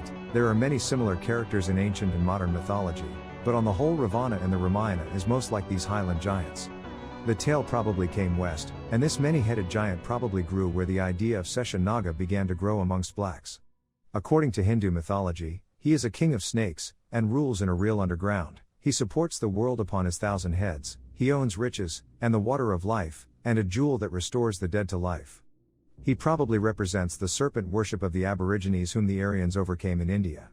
9. Gormund the great sea snake of the Edda who encircles the world, is another Western form of the same myth. 10. Many-headed Naga Rajas and men with hoods made by the hooded heads of the mythical snakes which wait upon them are figured abundantly in Ferguson's book upon tree and serpent worship. They are sculptured at many places in Ceylon. V. My circular notes. 11. A version of this part of the Highland story is current on the east coast of Africa. In Sultan Dare I, Swahili tales told at Zanzibar, Bell, and Duldi, 1870, a ruined man buys a gazelle with a coin which he finds in a dust heap. The gazelle plays Puss in Boots. He finds a jewel, takes it to a sultan as a gift from his master, asks the sultan's daughter for him, fetches him to the place, bathes him, beats him, strips him, and leaves him. He goes to the sultan, gets clothes for his master, and marries him to the princess. Then he goes to find a fit dwelling for Sultan Dare I. He found a deserted town, a palace, and an old woman who is the equivalent of the servant in this story. From her he learned that this is the town and house of a great snake with 7 heads, who is rich in jewels like Ravana and the Highland giants. When he comes every second day, at noon, he comes in a storm of wind and dust, as the dragon of the west comes in wind and spray. He eats and comes to a well in his house to drink at noon. He has a sword like a flash of lightning, that hangs on a peg. The gazelle took it. The snake smelt him. The old woman said that she has sent it herself. The snake puts his 7 heads one after the other. The gazelle smote them off in a fearful turmoil, and fainted. He found rooms full of food and full of provisions and slaves and goods, and he said to the old woman, "Do you keep these goods till I ask my master? He is the owner of these goods." Zanzibar is frequented by Indian sailors, and by Arabs, and by traders from Central Africa. It is manifest that this is the same story, and that it is impossible now to say whence the dragon myth of the West came, or who was the type of the giant with many heads. Probability is in favor of a non-Aryan origin and serpent worship by Aboriginals. 12. The state myth of Japan includes the many-headed monster, the sword, and jewel of this African tale. N.B. Brahma, Vishnu, and Shiv are represented with serpent hoods on old temples near the sources of the Ganges. 46. In the Mahabharata, Sahadev, one of the Pandavas, became herd to Raja Vivada, and the cows yielded 3 or 4 times as much milk as they had ever done before. 210, History of India. 39-67. This part is taken chiefly from The Grey Lad, as told by John Smith, laborer, in South Uist, to Hector MacLean, and written by him. 2. Some incidents and variations are taken from the version which was twice told to J.F. C. with the year's interval by Donald McPhee, a very old man in South Uist. 3. Some incidents are taken from the version told by John Mackenzie, fisherman, near Inverary, written by Hector Urquhart, gamekeeper at Ardkinglas. 4. Some fragments are from the versions told to JFC. Some of the incidents in this part are, in the Swedish collection, attributed not to land people, but to sea dragons. Of these, one asks if this mannequin will kill him as he killed his brothers. It is in the last degree improbable that this can have been taken directly from the Ramayana or from any book. It is therefore exceedingly remarkable to find so much in common in East and West. 68 to 75. As yet I have been unable to find the Eastern equivalent of this fourth character, the hideous wife of one many-headed monster, and the mother of two. Ravana had a mother, but she did not come out to fight. It is curious if the Western story preserves more characters than the Eastern epics. Since this was written I have been to India, and now think that Kali, the wife of Shiva, may be the original or another form of the original of the terrible hag of the Gaelic tales. 75. Glass in this translation, but anything that shines may be the meaning, say polished armor. 77 to 175. According to different versions, the next enemy to be overcome is in Gaelic: 1. The five-headed giant, 2. A beast, Smith's son, 3. A beast, the grey lad, 4. The eldest son of the king of Sorka, the fisher, 5. A dragon, the mermaid, 6. A dragon, McPhee, 7. 3 giants, Irish fiddler. In all cases he is a sea creature, and in all he is superhuman. In one Swedish version 3 princesses have to be rescued from 3 sea dragons with 3, 6, 12 heads, who came for them because the king had promised his daughter to a sea troll in a storm. This indicates human sacrifices to sea gods. In other Swedish versions the dragon has 50 heads. In one only he lives on a rock inland, and there he spits fire. In Norse 3 trolls with 5, 10, 15 heads came in ships for the princess. These are the equivalents of the sons of the king of Sorka in Gaelic. In Sanskrit this part is played in the Mahabharata by the Asura Raja Vaka, to whom the people of Iku Chakra were forced daily to send a man and a great quantity of provisions to be devoured under a banyan tree. Abraham had to supply the victim Bhima, the strong brother of the 5 Pandavas, who lived with Abraham as mendicants, fought the monster with clubs and trees and fists, and tore him asunder by main force. Then he secretly disappeared, with his mother and his 4 brothers, v. p. 112 of Wheeler's History of India. Wheeler says that this fiction is a striking reflex of the Hindu mind. It is Western as well as Eastern. This, of course, is the story of St. George and the Dragon, which has got into Christian legends all over Europe. See Dragons and Dragonslayers in Good Words for April and May 1870. Indra slays Vritra, Asuras, Blackmen, serpents, Dasis, Panis, and other mythical foes in Vedas. Bhima overcomes Vaka, and the Kauravas and many other foes in the Mahabharata. Rama overcomes Ravana, Nala overcomes Kali the great serpent, Jupiter beats Typho, Ulysses kills Polyphemus, Arthur and Fionn slay boars and robbers and mythical foes. According to theorists, all 3 mean that light fights dark, summer winter, good evil, life death, or fair people dark serpent worshippers. It is impossible as yet to decide what is the origin of the dragon myth, but the Gaelic version of it is here given and it is very full of incident. Of course this is the same myth as that of Perseus and Andromeda, which also is a water myth with a flying horse in it. The oldest known form of the slaying of a monster by a hero appears to be a water myth, for after the slaying of Ai by Indra the rains came down and the rivers flowed. There was a dogfight in that ancient myth, and a herd's dog which tracked the stolen cows. In the Russian equivalent of this story, the hero slays serpents with 3, 6, and 12 heads. There is darkness in the land because of the serpents, after the battle there is light. 3 brothers, of whom the youngest is the hero, then go out and conquer the snakes, children, and widow. They transform themselves into cushions in a meadow, apples on trees, and a fountain. The elder brother went to rest on the cushions to eat the apples and to drink of the well. The youngest smites them with his iron club, and they turn to blood. This explains one bit of the Gaelic legend in which 3 personages overcome by the hero are 3 sons of the king of Sorka or Light, who is manifestly a mythological personage. The dragon represented in Japanese pictures of this story which I have seen in Japan comes in a cloud of driving rain, and has fiery eyes. Manifestly he is meant for a storm fiend. I suppose that the myth may be traced to a personification of a sacred river with many mouths and many heads. The Chinese dragon pictured on walls in Canton, and embroidered on dresses, is a water dragon like all the rest. 78. Sometimes he drives the cows to the strand and is still the herd, sometimes he breakfasts with the old herd. He always eats, like Bhima the strong hungry brother in the Mahabharata. 79. The character of Boaster is played in the Mahabharata by Raja Vivada, who claims victories won by Bhima as cook, and by Arjuna as music and dancing master. The part is played by various characters in the West. In Swedish it is a tailor, in Norse a red ritter. In other versions of the story it is a great general. This is from the 5-headed giant from Bernery. 80. In Swedish there was a great turmoil of waves. In Norse the wind whistles after the ship. This Gaelic description is fuller than any other, probably because of familiarity with Atlantic weather and marine landscape. In Japan, a storm is depicted, and is described, when the dragon was slain, the storm ended. 82. The mark varies in foreign stories, sometimes a ring is fastened to the hair. In Gaelic, the mark is the lug mark of the shepherd and herdsman, almost invariably where this incident occurs, and it is common to many stories. 90. In Swedish, each of 3 sea dragons with a superfluity of heads was attended by a dog as big as a calf, as big as an ox, as big as any beast. Previous to the great battle there is a dogfight, and the lad's dog is swallowed in the last. In another Gaelic story this incident also appears, and the swallowed dog likewise appears through the hound who is slain. There is no sea dog in any Gaelic version yet found, May 1870. 97. In Swedish and in Norse the hero goes back to his service and says nothing. He gives gold rings and pearls and other spoil to the cook or kitchen maid, his chief, and the boaster gets the credit.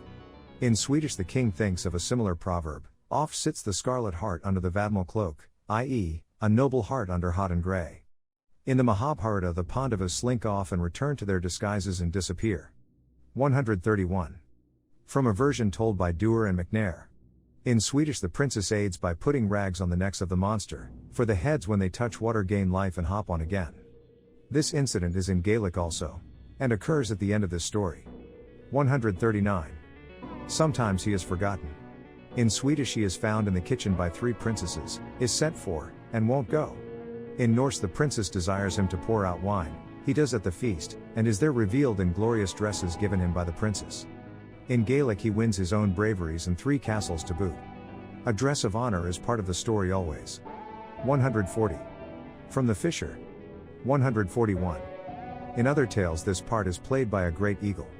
The whistle and the yellow-faced servant, a flying horse, and all the rest of this indicates a genius and an Eastern origin. In Swedish and in German the hero sends his creatures, fox, wolf, bear, and so on, to fetch food, drink, and other tokens from the palace. 142. This ought to be the wishing cloth, but it is not in any version of the story yet got except as above. I have not found it in any foreign version either. 143. From the Fisher and the Grey Lad. 162. A magnificent vehicle with as many horses harnessed to it as to the chariots of day and night in the Edda or the chariot of the sun. The original chariot may have been built in the Aryan land. Chariots are repeatedly mentioned in the Vedas as vehicles used by men on earth and gods above. These West Country chariots are surely Aryan chariots. 170. In Swedish 3 princesses twist 3 threads with his hair. In Norse a princess throws 3 magnificent garments over the hero, which he wears under his own rough dress. All Gaelic versions agree in some mark, and nearly all in making it a mark on the head which the lady combs or otherwise arranges on the shore. The Swedish story of the 3 swords ends here. The Norse story of Shortshanks goes on with adventures to find a wife for a second brother. Other Swedish stories carry the tale further, and correspond with the Gaelic versions in a very remarkable manner. 176. Some reciters omit this part altogether. But it is part of the story, and in other versions it is made a good deal of. It is neither in Norse nor in Swedish.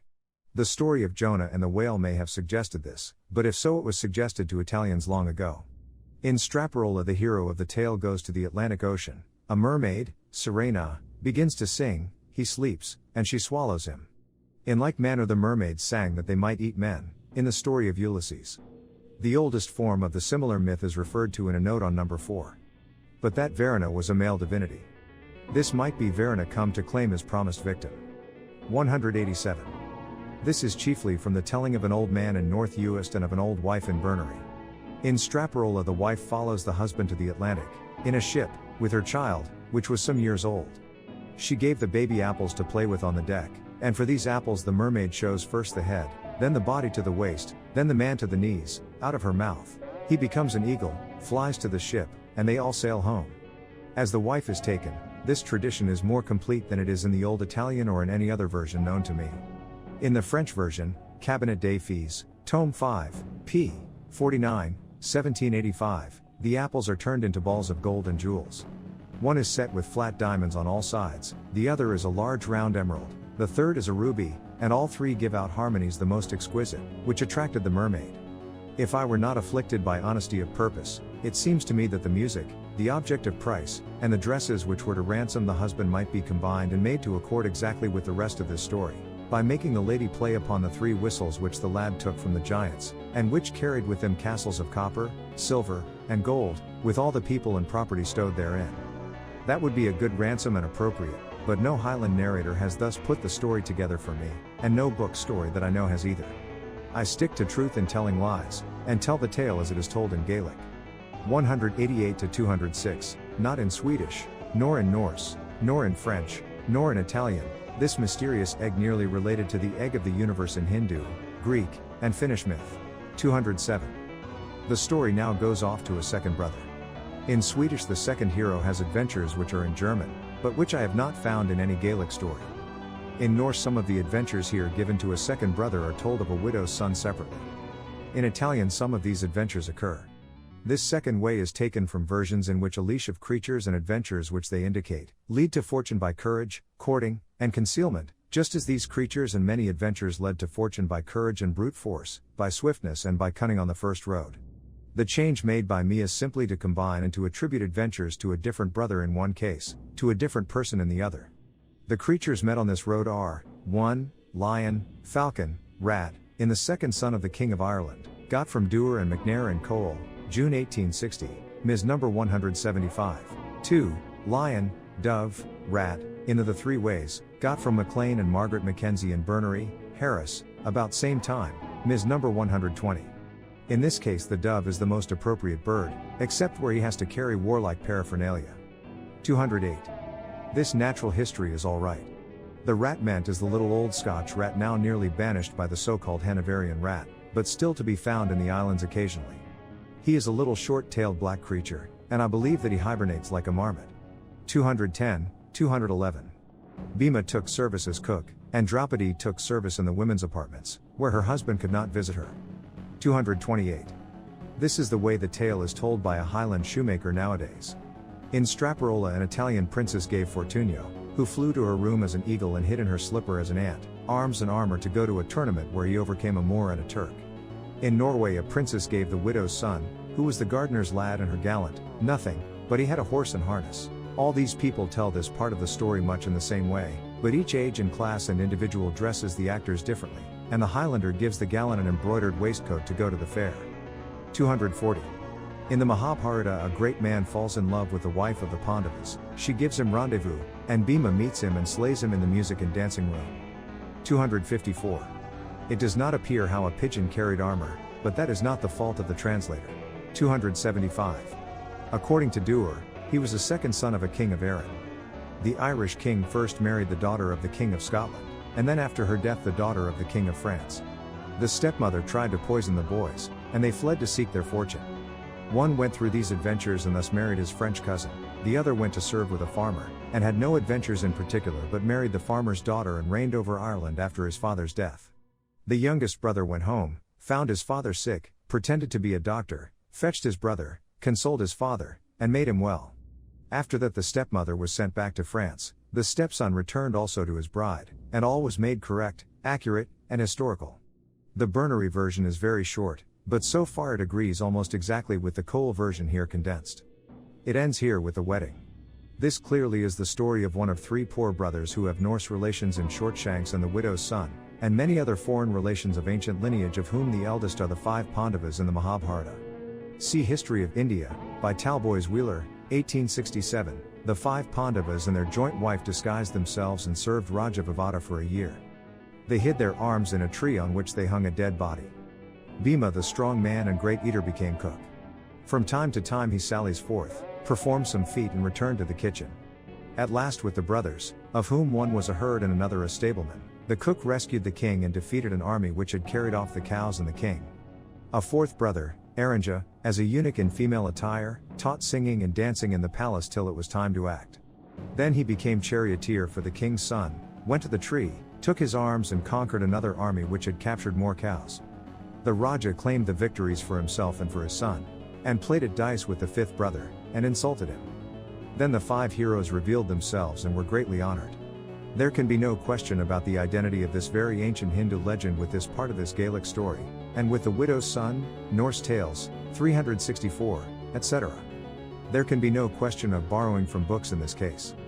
Very few educated people know the name of the Indian epic. The third set of adventures are in a tale of 89 manuscript Gaelic pages written by John Dewar, labourer, about the end of 1860.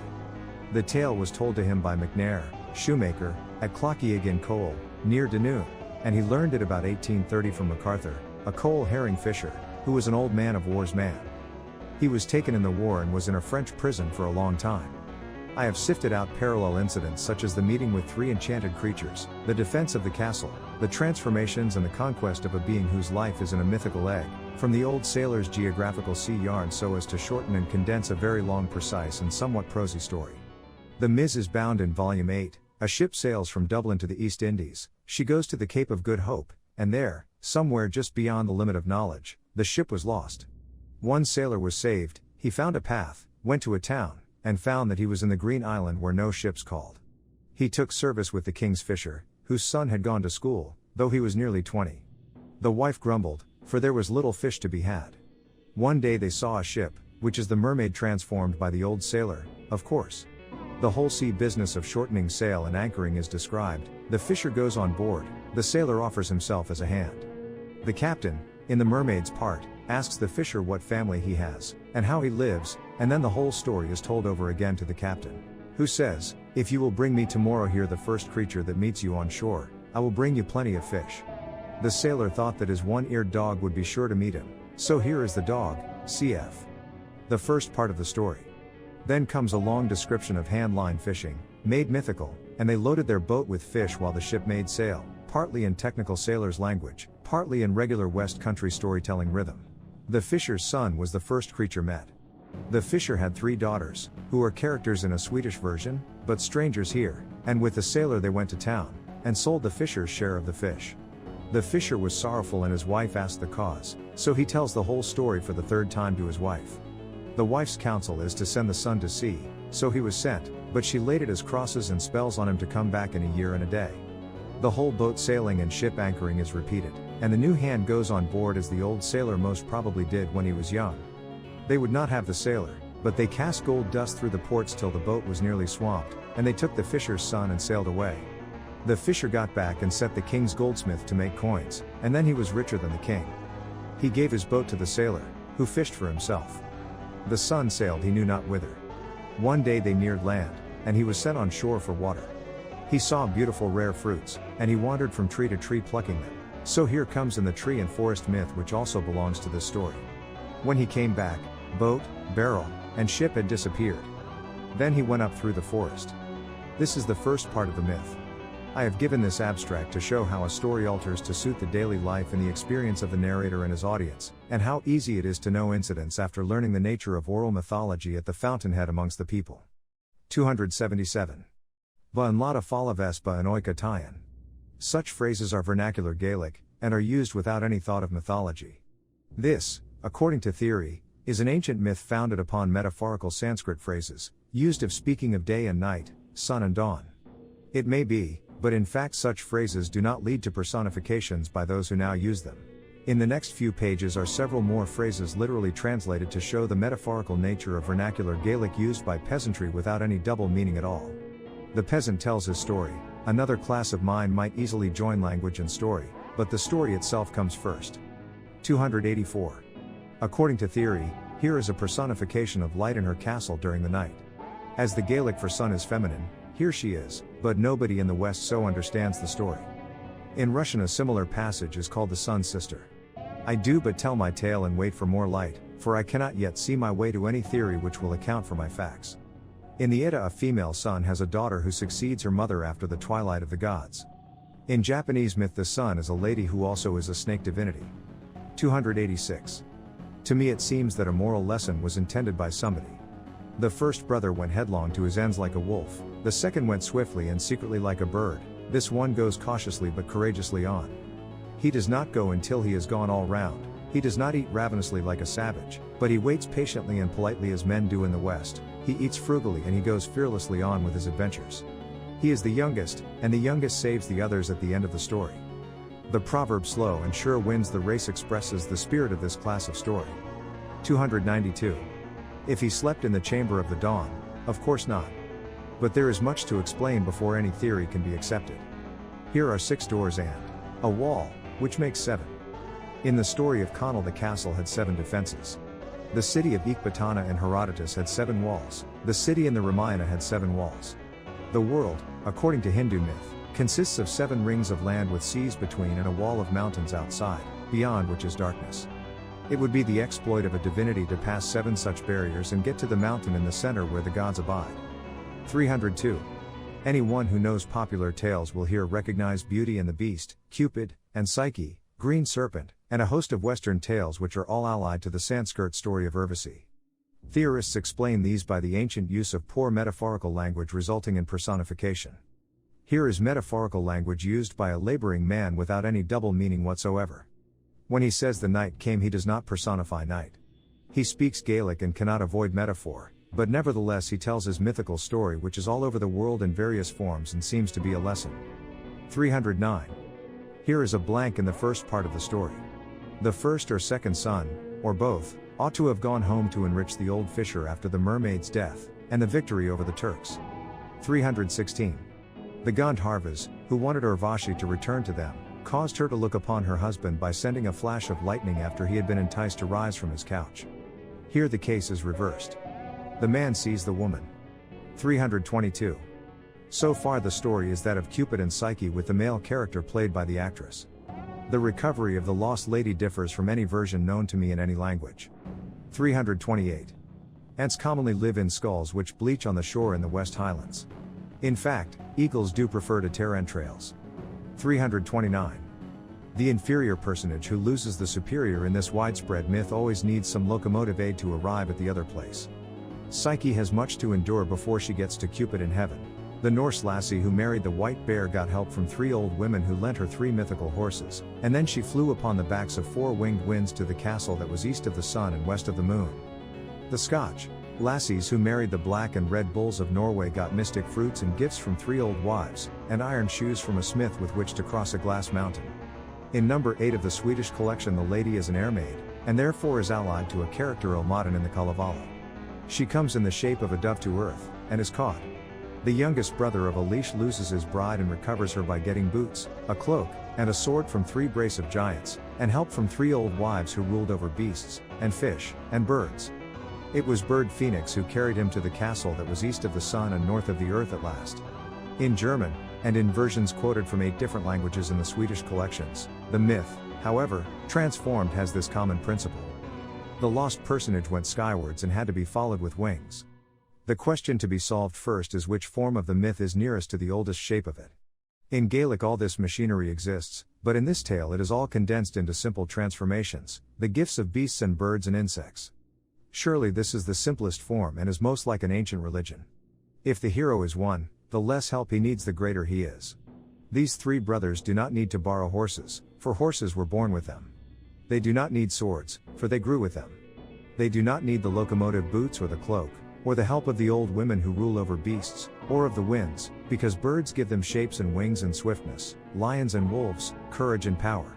These 3 Atlantic fishers' sons are men with something of the sea in their nature, and with the nature of wild creatures added. They are superhuman in the story, and they surely were savage demigods once upon a time. In the oldest known form of the myth, the woman was an air maid who came from the sky to marry a mortal. When Urvashi went away, the mortal followed till he got leave to be one of the heavenly people called Gandharvas. This clearly is the story of Puravas, but the puzzle is how it got to the West in this form. Die Herabkunft des Feuilles, by A. Kuhn, Berlin, 1859, p. 31, contains the Swan Maiden story of Urvasi. Part of the story is current in the Isle of Skye, and is in Grimm's 3 Eyes, part of it is in New Zealand, Celebes, and Japan. 340. According to other versions of this incident, the lady ought to have wheedled this knowledge out of the giant at the instigation of her mortal lover, v. young king of Easy Rua in Gaelic, the giant that had no heart in his body, Norse, and many German versions of this story. One modern theory would make the lady the dawn, or Ushas of the Vedas, the giant, winter or night or darkness, the egg, the sun, and the fisher's son, Indra or some other Vedic personification. Indra slew his foes by throwing one wheel of the sun's chariot at them in one battle. But Indra himself is exceedingly like a deified ancestor in the Vedas. The myth seems rather to turn upon the mundane egg out of which everything was hatched, and some pantheistic notion of a common life for all things. If the Aborigines held some such creed, the conqueror may represent the creed of those who invaded them. 352. The reference to the Sunday may be taken as evidence in favor of those who count this an Aryan solar myth. The conversation of the lions tells for the water myth theory, which I think most probable. 356. There is something of the story of David, Sam. I. 17:33, and of Samson about this version which may have come into traditions out of the Bible. The other versions have no resemblance to Holy Writ. 400. J. F. C. here has a note on Swedish story and fire in a forest, and concludes that the story is not the property of any nationality, but is universal, human. 404. The incident of two people so like that they could not be distinguished by the wife of one occurs in the Rigveda Sanhita, v. Wilson's Trans, Volume 3, 147-8. Indra was like a terrible lion when wielding his weapons, in which he resembles these fishers' sons in the Hebrides. The hymn says, with a mind resolved on killing the Dasu thou tamest to his dwelling, and Ksa was eager for thy friendship. Now have you two alighted at Indra's dwelling, and being entirely similar in form the truthful woman has been perplexed to discriminate between you. After a great battle in which Indra threw the wheel of the chariot of the sun and slew 50,000 black Rakshasas and other enemies, Indra took Ksa home in his chariot to his palace where Sachi, Indra's wife, could not tell which of them was her husband.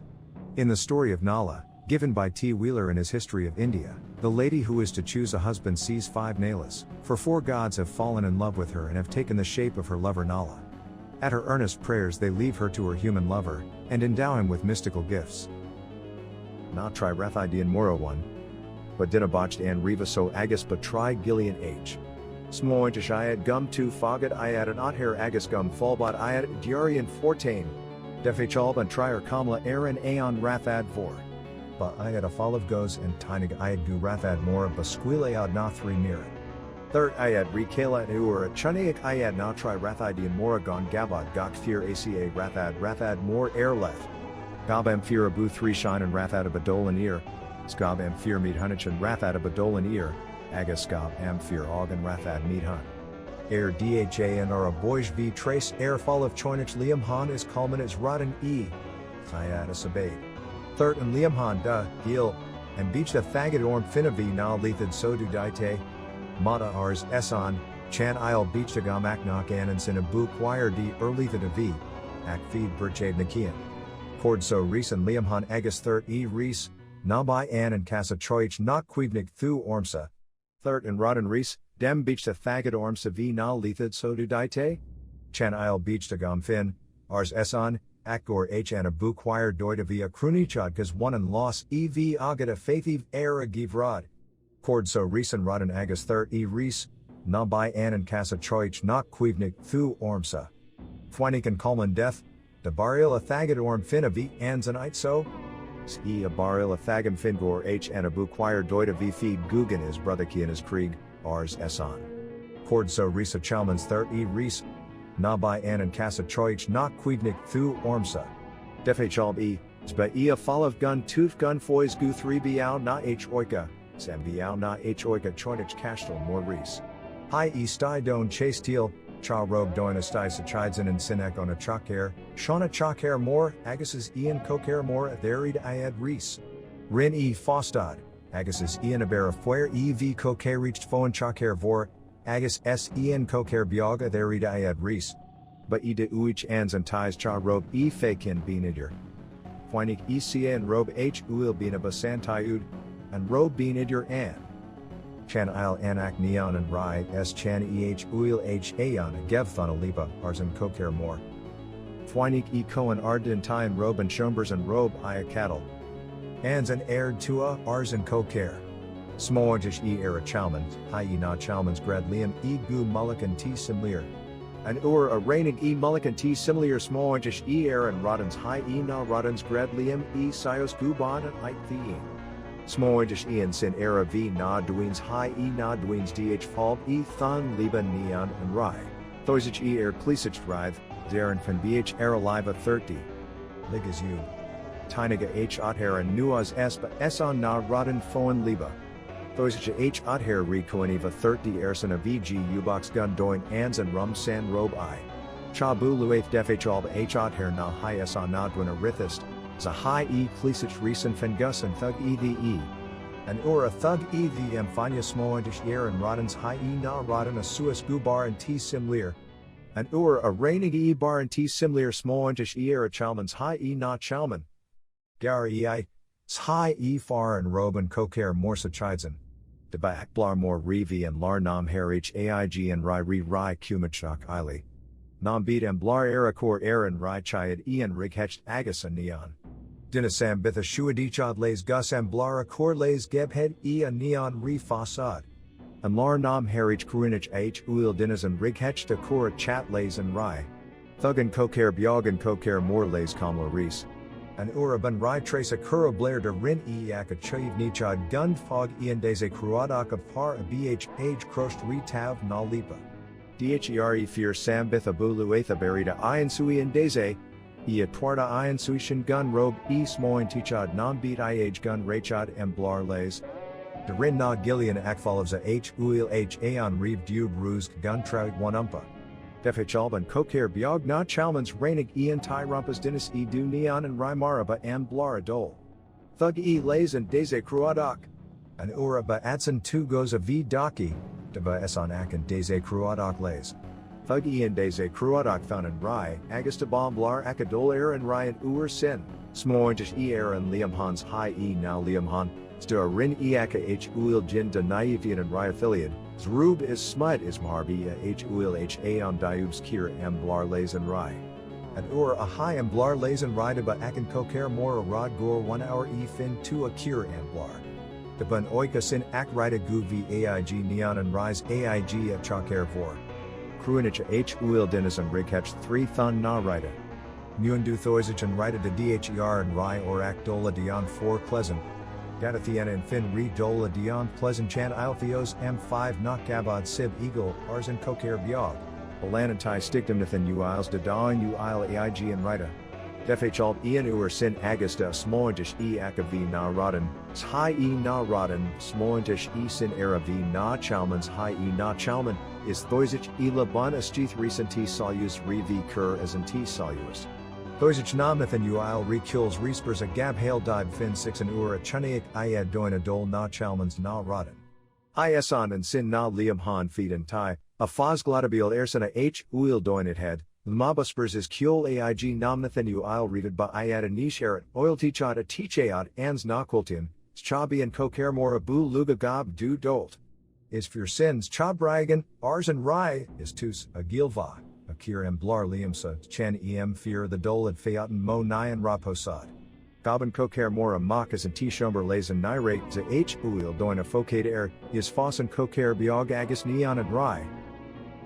And tisker 1. Ba iasker an revet deshin dinas biod a folava diaskok down and lotad na lathian high e diaskok. Cha robe a fan dark. And biao na h boika de thatcher res ak iask. Theruin kir lava maka breath air. And anabrath misa third lead of the thu? Ars and ti ask. Matas and mathlim gone for me thu ars 2 and ti ask air. Chan sin is faradit ars and ti ask. Eklig miser mace the thuga lethid soda dite me reaches gev thu go lair de diask. Ars and ti ask.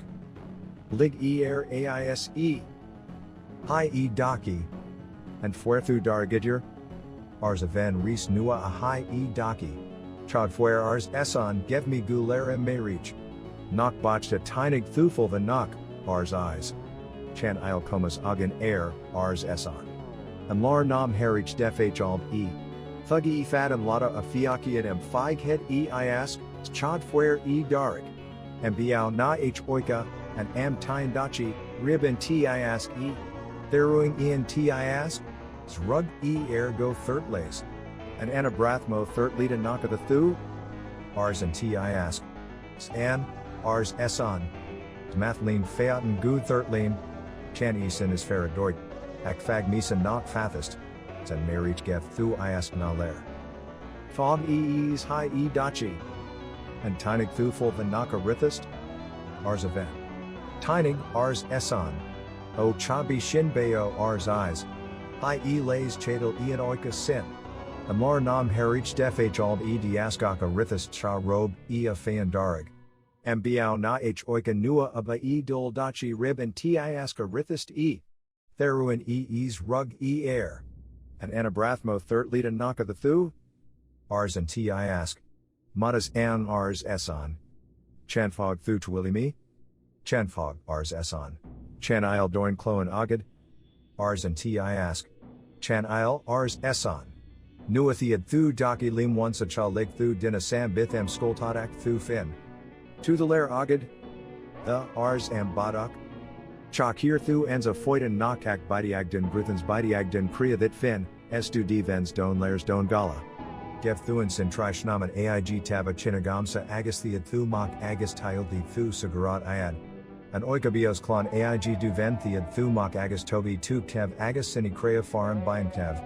Be try mike aig du mioi agast be try kreya vonan eitnan trishnamana bios foshnadaka shamkrads a givrada h uil lada go brock and eads a bios du klon bayo. H uil subala bios mac aig du mioi. Ishorak aig in lair agus kalin aig agala. Hi e dachi, spoiled ent asks here e bidiag anza foite dha thin agustum nioi don lair agus don gala, den gruthens den kriya. Hi e lay is chadal ian oikus sin, and kyan tri rathian tinig sother klon aram nioi. Rug eileen of Mike. The sin of Dween, than so? Ars eyes. Lean of Mike, ars eson. U one vasin nam beat rud anna gebhed e. Ars eyes. The sin an ars eson. Thug e suli. Bashorak aig and lair, Bakalin aig agala, Bakrav anzagarad aig h aon de noctamen. And kyan tri rathian balin of Mike ace. Then sin. Adwin ars eyes. Lean of Mike, ars eson. Uvasin ars eyes, nam beat rud anna gebhed e. The sin an ars eson. Thug e sulis chunate e and darna shorak aig and lairs and darna chu aig agalas and darna krav as and darna kev and zagarad. And kyan tri rathian arithis bahash treus lean of Mike ace. Then sin adween. Ars eyes. Lean of Mike, ars eson. Buvasin nam beat rud and a gebhe e. Ars eyes. The sin an ars eson. Thug e sulis chunate e and treus shorak aig and lairs and treus chu aig agalas and treus krav aig and treus kenev and zagarad. Glay im badak na trishnaman. Ba klana senten suis gus and robe iata tine gu krinicht es gugliokas. Third em firabu shine ra ather. Yemi fena falba diarian fortain. Chan isle sin ak botch dome son and dice fadzabami gun one or fakin. Ars eson. Ma the thu dol gu follow the each agus chu agad and so a rugav an oika rugav tu fin. Where thu leet iad ars am badak. Where thu leet strian agus thig and t each is curry each in san strin. Thug e lays and strians kir and t each a chin ins lean and chu e. Fuer am badak and tempa bh aig a crow of a chin and uich a rugav e. Chin e na live east vas e na clade heave chin uir na torn. Tang doit, a rye nan kiet agus nan cumicht, ars and guile. The scoil agus foglam agus ions a chatagam sanish, akakra, ood sagarad bi foshnadax fo doich bo fogger gusauras bo rock gu jivrad gus em famis and bosses nua agev mis and boss tuity and snodakti. Fog e beanicht aig out hairs aig whereas thug e gu astar. Gumbu cham gok rathads gumbu ray gok sly gus and drainig e pales ry na grage. But e gun kid gun ergad gun fios a b age de dianad e. Cha rachad e stide don feliz. Gob e gus and taya biomal ishbansin uil gu lair recent kanat ayat time uker. Chingale ent each aig and doris. Gob e sty. Weinich m fig head e fantail and co and knock. Cha third beanam hooker m fig head no knock fig head. Cha robe dinacloin aig m hooker. Cha robe fios age caden gabad e. Fawn e farin robe e. Adarsin agus traced in oika tyan tinigam muker. Foinich e ko bu lays and t each a bhaig and dorist. Third and t oganak gum bu lays san, avan and thug thu biad don quigreach. Ars em muker. Cha tug, cha dre orma e ars eyes. Diasik biad dha. Thoisich I air dias a chad b dha. Den nage the faggot as a vile vor. Ars event. Naba nage shinagams of the fios agad fin ara ak chan isle fios, ambhale fios aig a quigreach air. Chan isle de vic no nighan and aig ry na greg akin aeon neon. Tinig bratha ion sui mur am by em may reach aig a kladokla a aeon neon a twart air dias live dumaka more ry na sorka gor ea click is aired clock is isle. The click is all clock is aired not chase teal. Kruinich e nab a na ridge tishtia uil guler kuadich, thea am figheady dinasam bitha defe chalbata glidehead na nyan, scum figheady and darna leith dia rich rebio, zen rich uil guler aram harb, zen neon raposad. Chodfware e dinabeo agabad as live fall of lays and ninak ona chakher klaghan rua aba girod fiola sty ageless skithen more. Quiraban t suaper doi, ars and t oganaka tinig. Beta bracias ray trath, shinlernies a fall of trath ansam hajuin, milthikina gomri urak and mora. Thigme rithist san anmok. Defachalb e some hajuin. Gabi er mwin ikes lean and chu e. Chunaik e neon rhina gracious and koker klaghan rua ria tav, the ski and vor age nodhorn and ite cladiv. Gatathigiad nobhail santi sorka, co maradion and sahara, buried in koker klaghan rua. Z denad na skithen anza gambich. Of one e nulfar and robe iads benich e du neon rhina gracious benich neon rhina grage dha. Up ars and koker klaghan rua, than so no da thatcherin. Thea emphalage thumis, ars esan. Emphalaka sort, ars eyes. Rug iers thilgai ananite dugharak e far and facet uil dinas knock facet doin e. Not full the tinic thuan so, neon rhina grage, ars and t ogana. Cha robe dinabeo anzan rich, a thigiad kamala riamak koker klaghan rua, a bhaig mar. Sui mi thin kamla riot trace, ars esan. Besile dusgay that ma thig and catalort?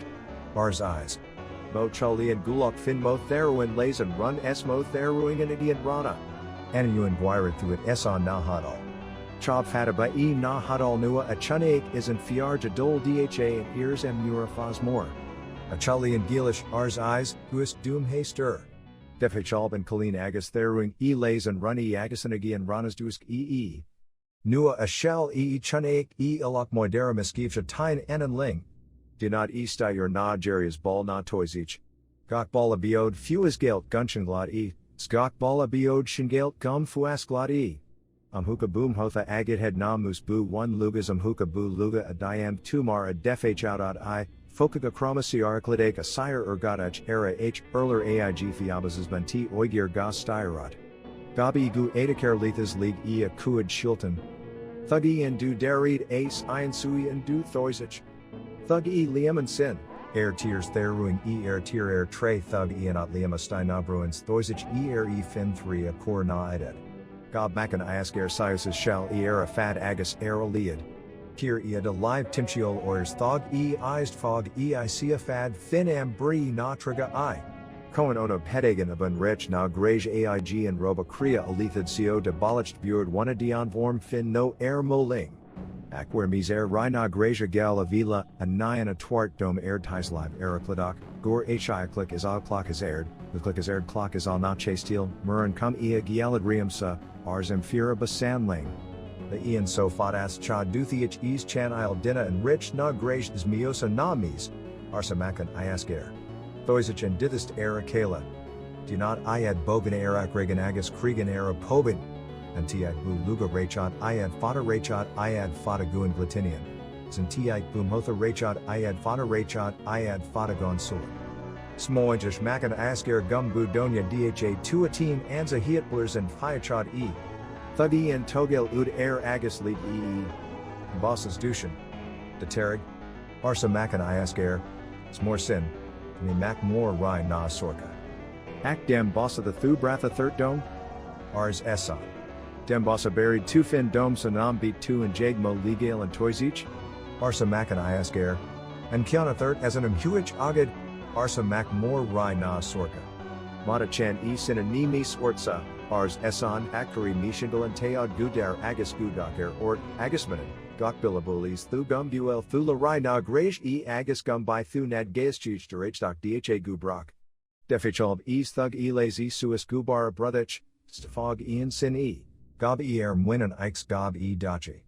One high and koker klaghan rua daki neon and rymar gumbi fin and dunad and trubas. Chorid karat agus gila duri vic more rai na sorka. Chorid fo shiled na lakris fo raz choinlian. Rainig Mac and Iasker Tyam Hooker. Chorid Beatas Doc Arabil Thav. Chob Fataba Eastai Nua a Tainig Muker Dachi. Fwynik makan asker den aged bhh.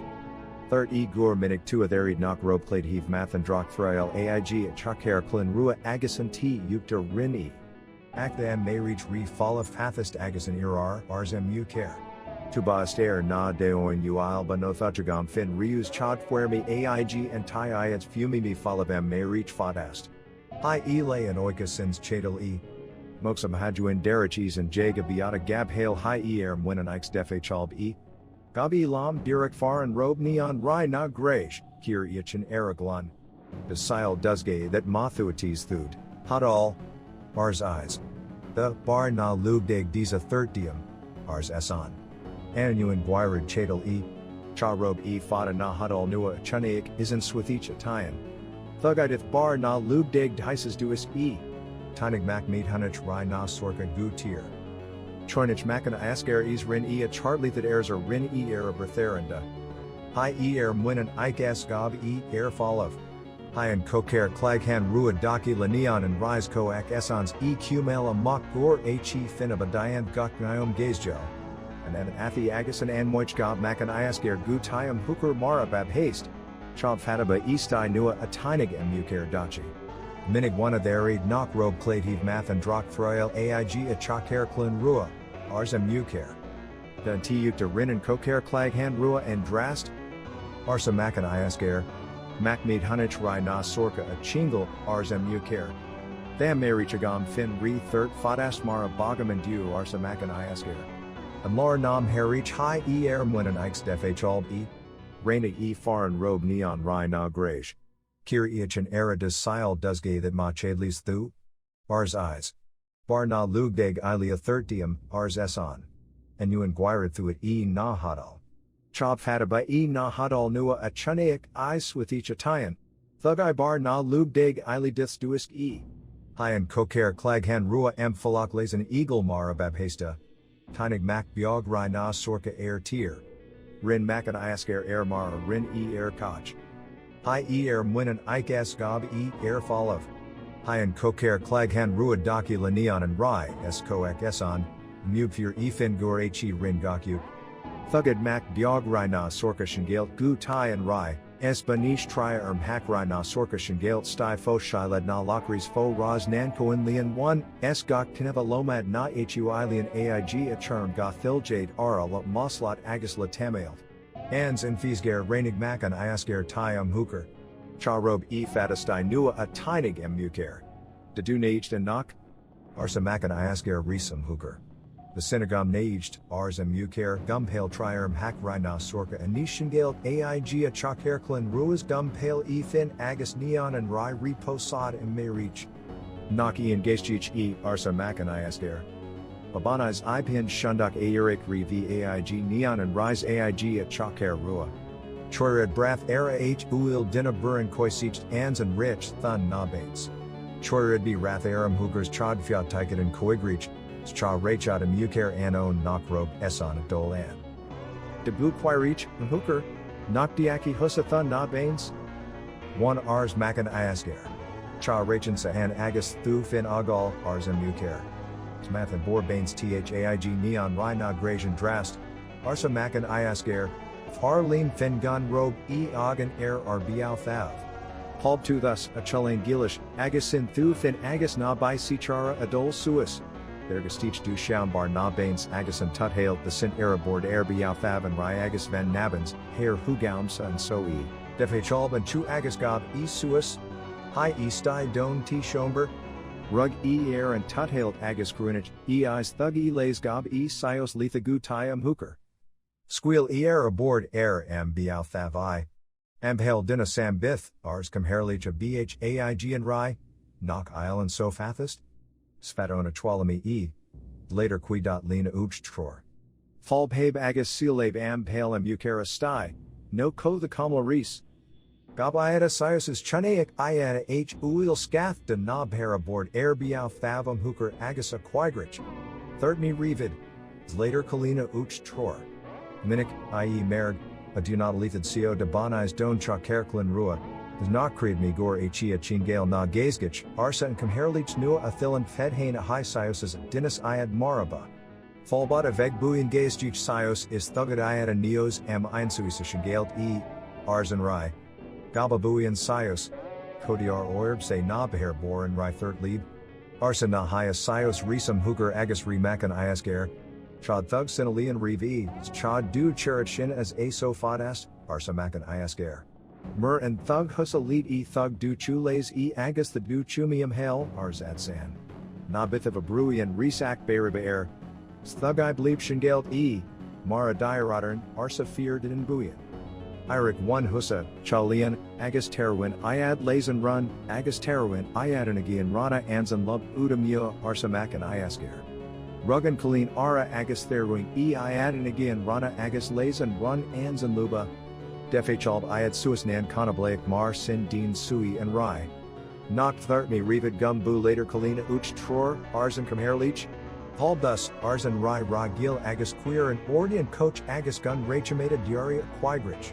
Kieran Gilan Ordian Coach Agus High and Rai Agus a Neon a Diaria Quigrich. Chan Falbot E Leo Gun and Mukera Vilays. Hi E Fin SM Mukera and Sinestais a Coach Lays and Rai Agus La a Neon Agus Defe Chalb Iad Gutai and Rai. Hi Iad a Stai Du Sham Bar Na Baines Agus Shui Iad. Rudda Yia Nishorm S. Ars Neon and Rai, Agus Sui of Sakar Savak Timchiol and Seumers Rainig I Eson. Queer Mak Du Lav, Ars Eyes.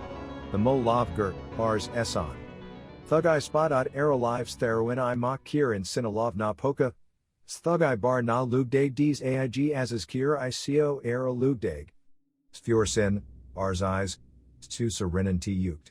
Chabid Fear Posda No Dialanagam Sagu Brock Ak Husa. Quirab era Hagia Bonais. Derich Essons High E Sioses Tfwisgale E Trier Klon Rai Na Sorka. Thugadachi Pairs Eagle is Vos Iad. High Iad a lay is Chadal Iad an Oikas Sin. And Lar Nam Herich Thug E Sulian Nulamak Aaron Winegs Chunaik E Kashtal Du Thalmu a Choiniv. Fwani Ida and Kashtal a Bensio. Third Eyes Rees Nok Robe Ak Kashtal a Bhaig and Drak Kroiter. Derich 1 E's Gob E Mok. Thug E lays each Agasa choose Gob E Null I and Suya Chase Tile. High E Styes Chunaik E Boyerich and Sins I Surayata Sin. Ko as a Tainig Thu, a Vika Tarmo Gale Agus Mathra Mogri. Thiga Neoses Gun Inziad 2 Naich Domes Gun Inzin Sanaich Doit. Gob E Sios Farin Robe I. Rug I Aaron T Slashton Drow each Rin I Karag Krashtith. Rin I Lethid Ili Era Chu Agus Aaron each. Shell and Badak and Maxba Krab and Jeg and Duili Chachal. Sfjor Sin, Ars Esan, the Mies Gun Mhak and Du. The Misa Fall of Ars and Macmeet Hunich Gus and Thami Erig Mobra Thar the Gale.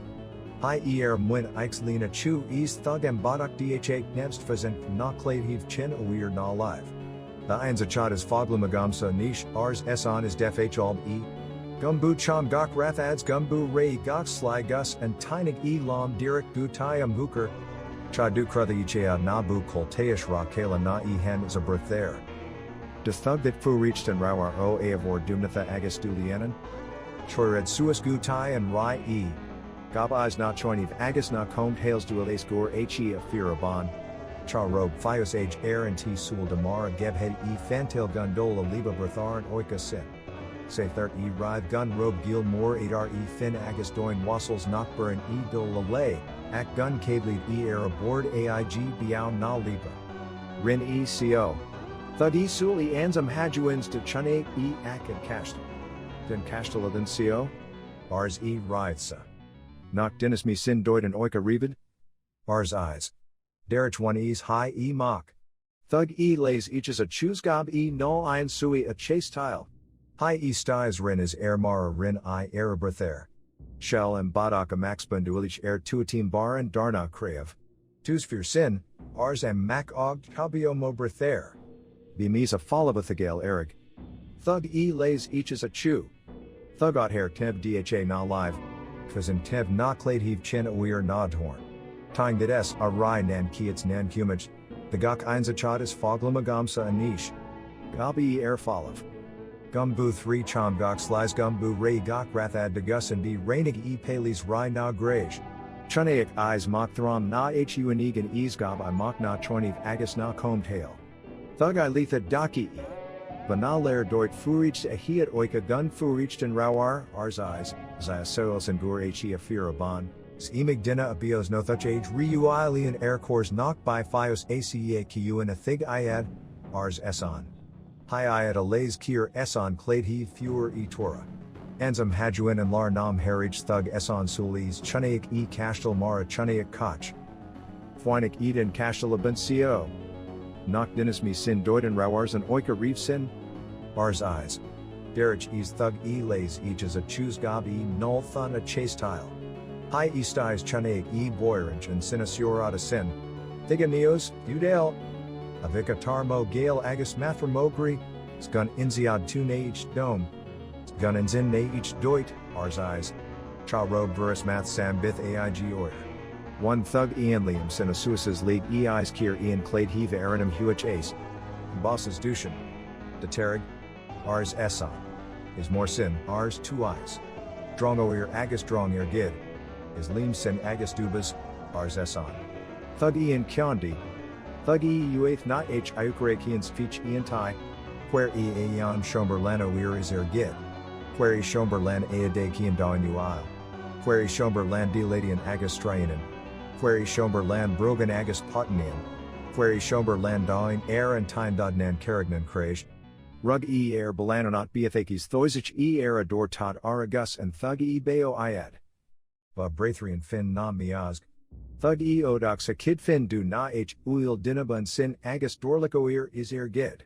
Hi e fins a brathrian a suis gus a feliz. Is an agad, ars eson robert there, of an aeon boarnachas are air and do shil uis gatar reeve. Damar the husaga athnichad sin. Ars a brethere. Is an kalma ride ba me fin and rawar, ars eson. Whale and tea a brethere agus gender reese agus tilgir and kyon death lays a clade heave. Shell and badak a mock agus ba krob aig and ar og air two a teams bunda krob ili nan cease. Is fur e ars eson. The mom hakas ugimarb. Then dithist ili bao rithist. Bunda brethere and oikas and am pales and rai. And lar nam herich def alb iad nan dithist an coach. Rainig iad tyan atar. Thug iad leo e fins em maher gupelis rai na grage. And lar nam herich kir iad and castel dib fin.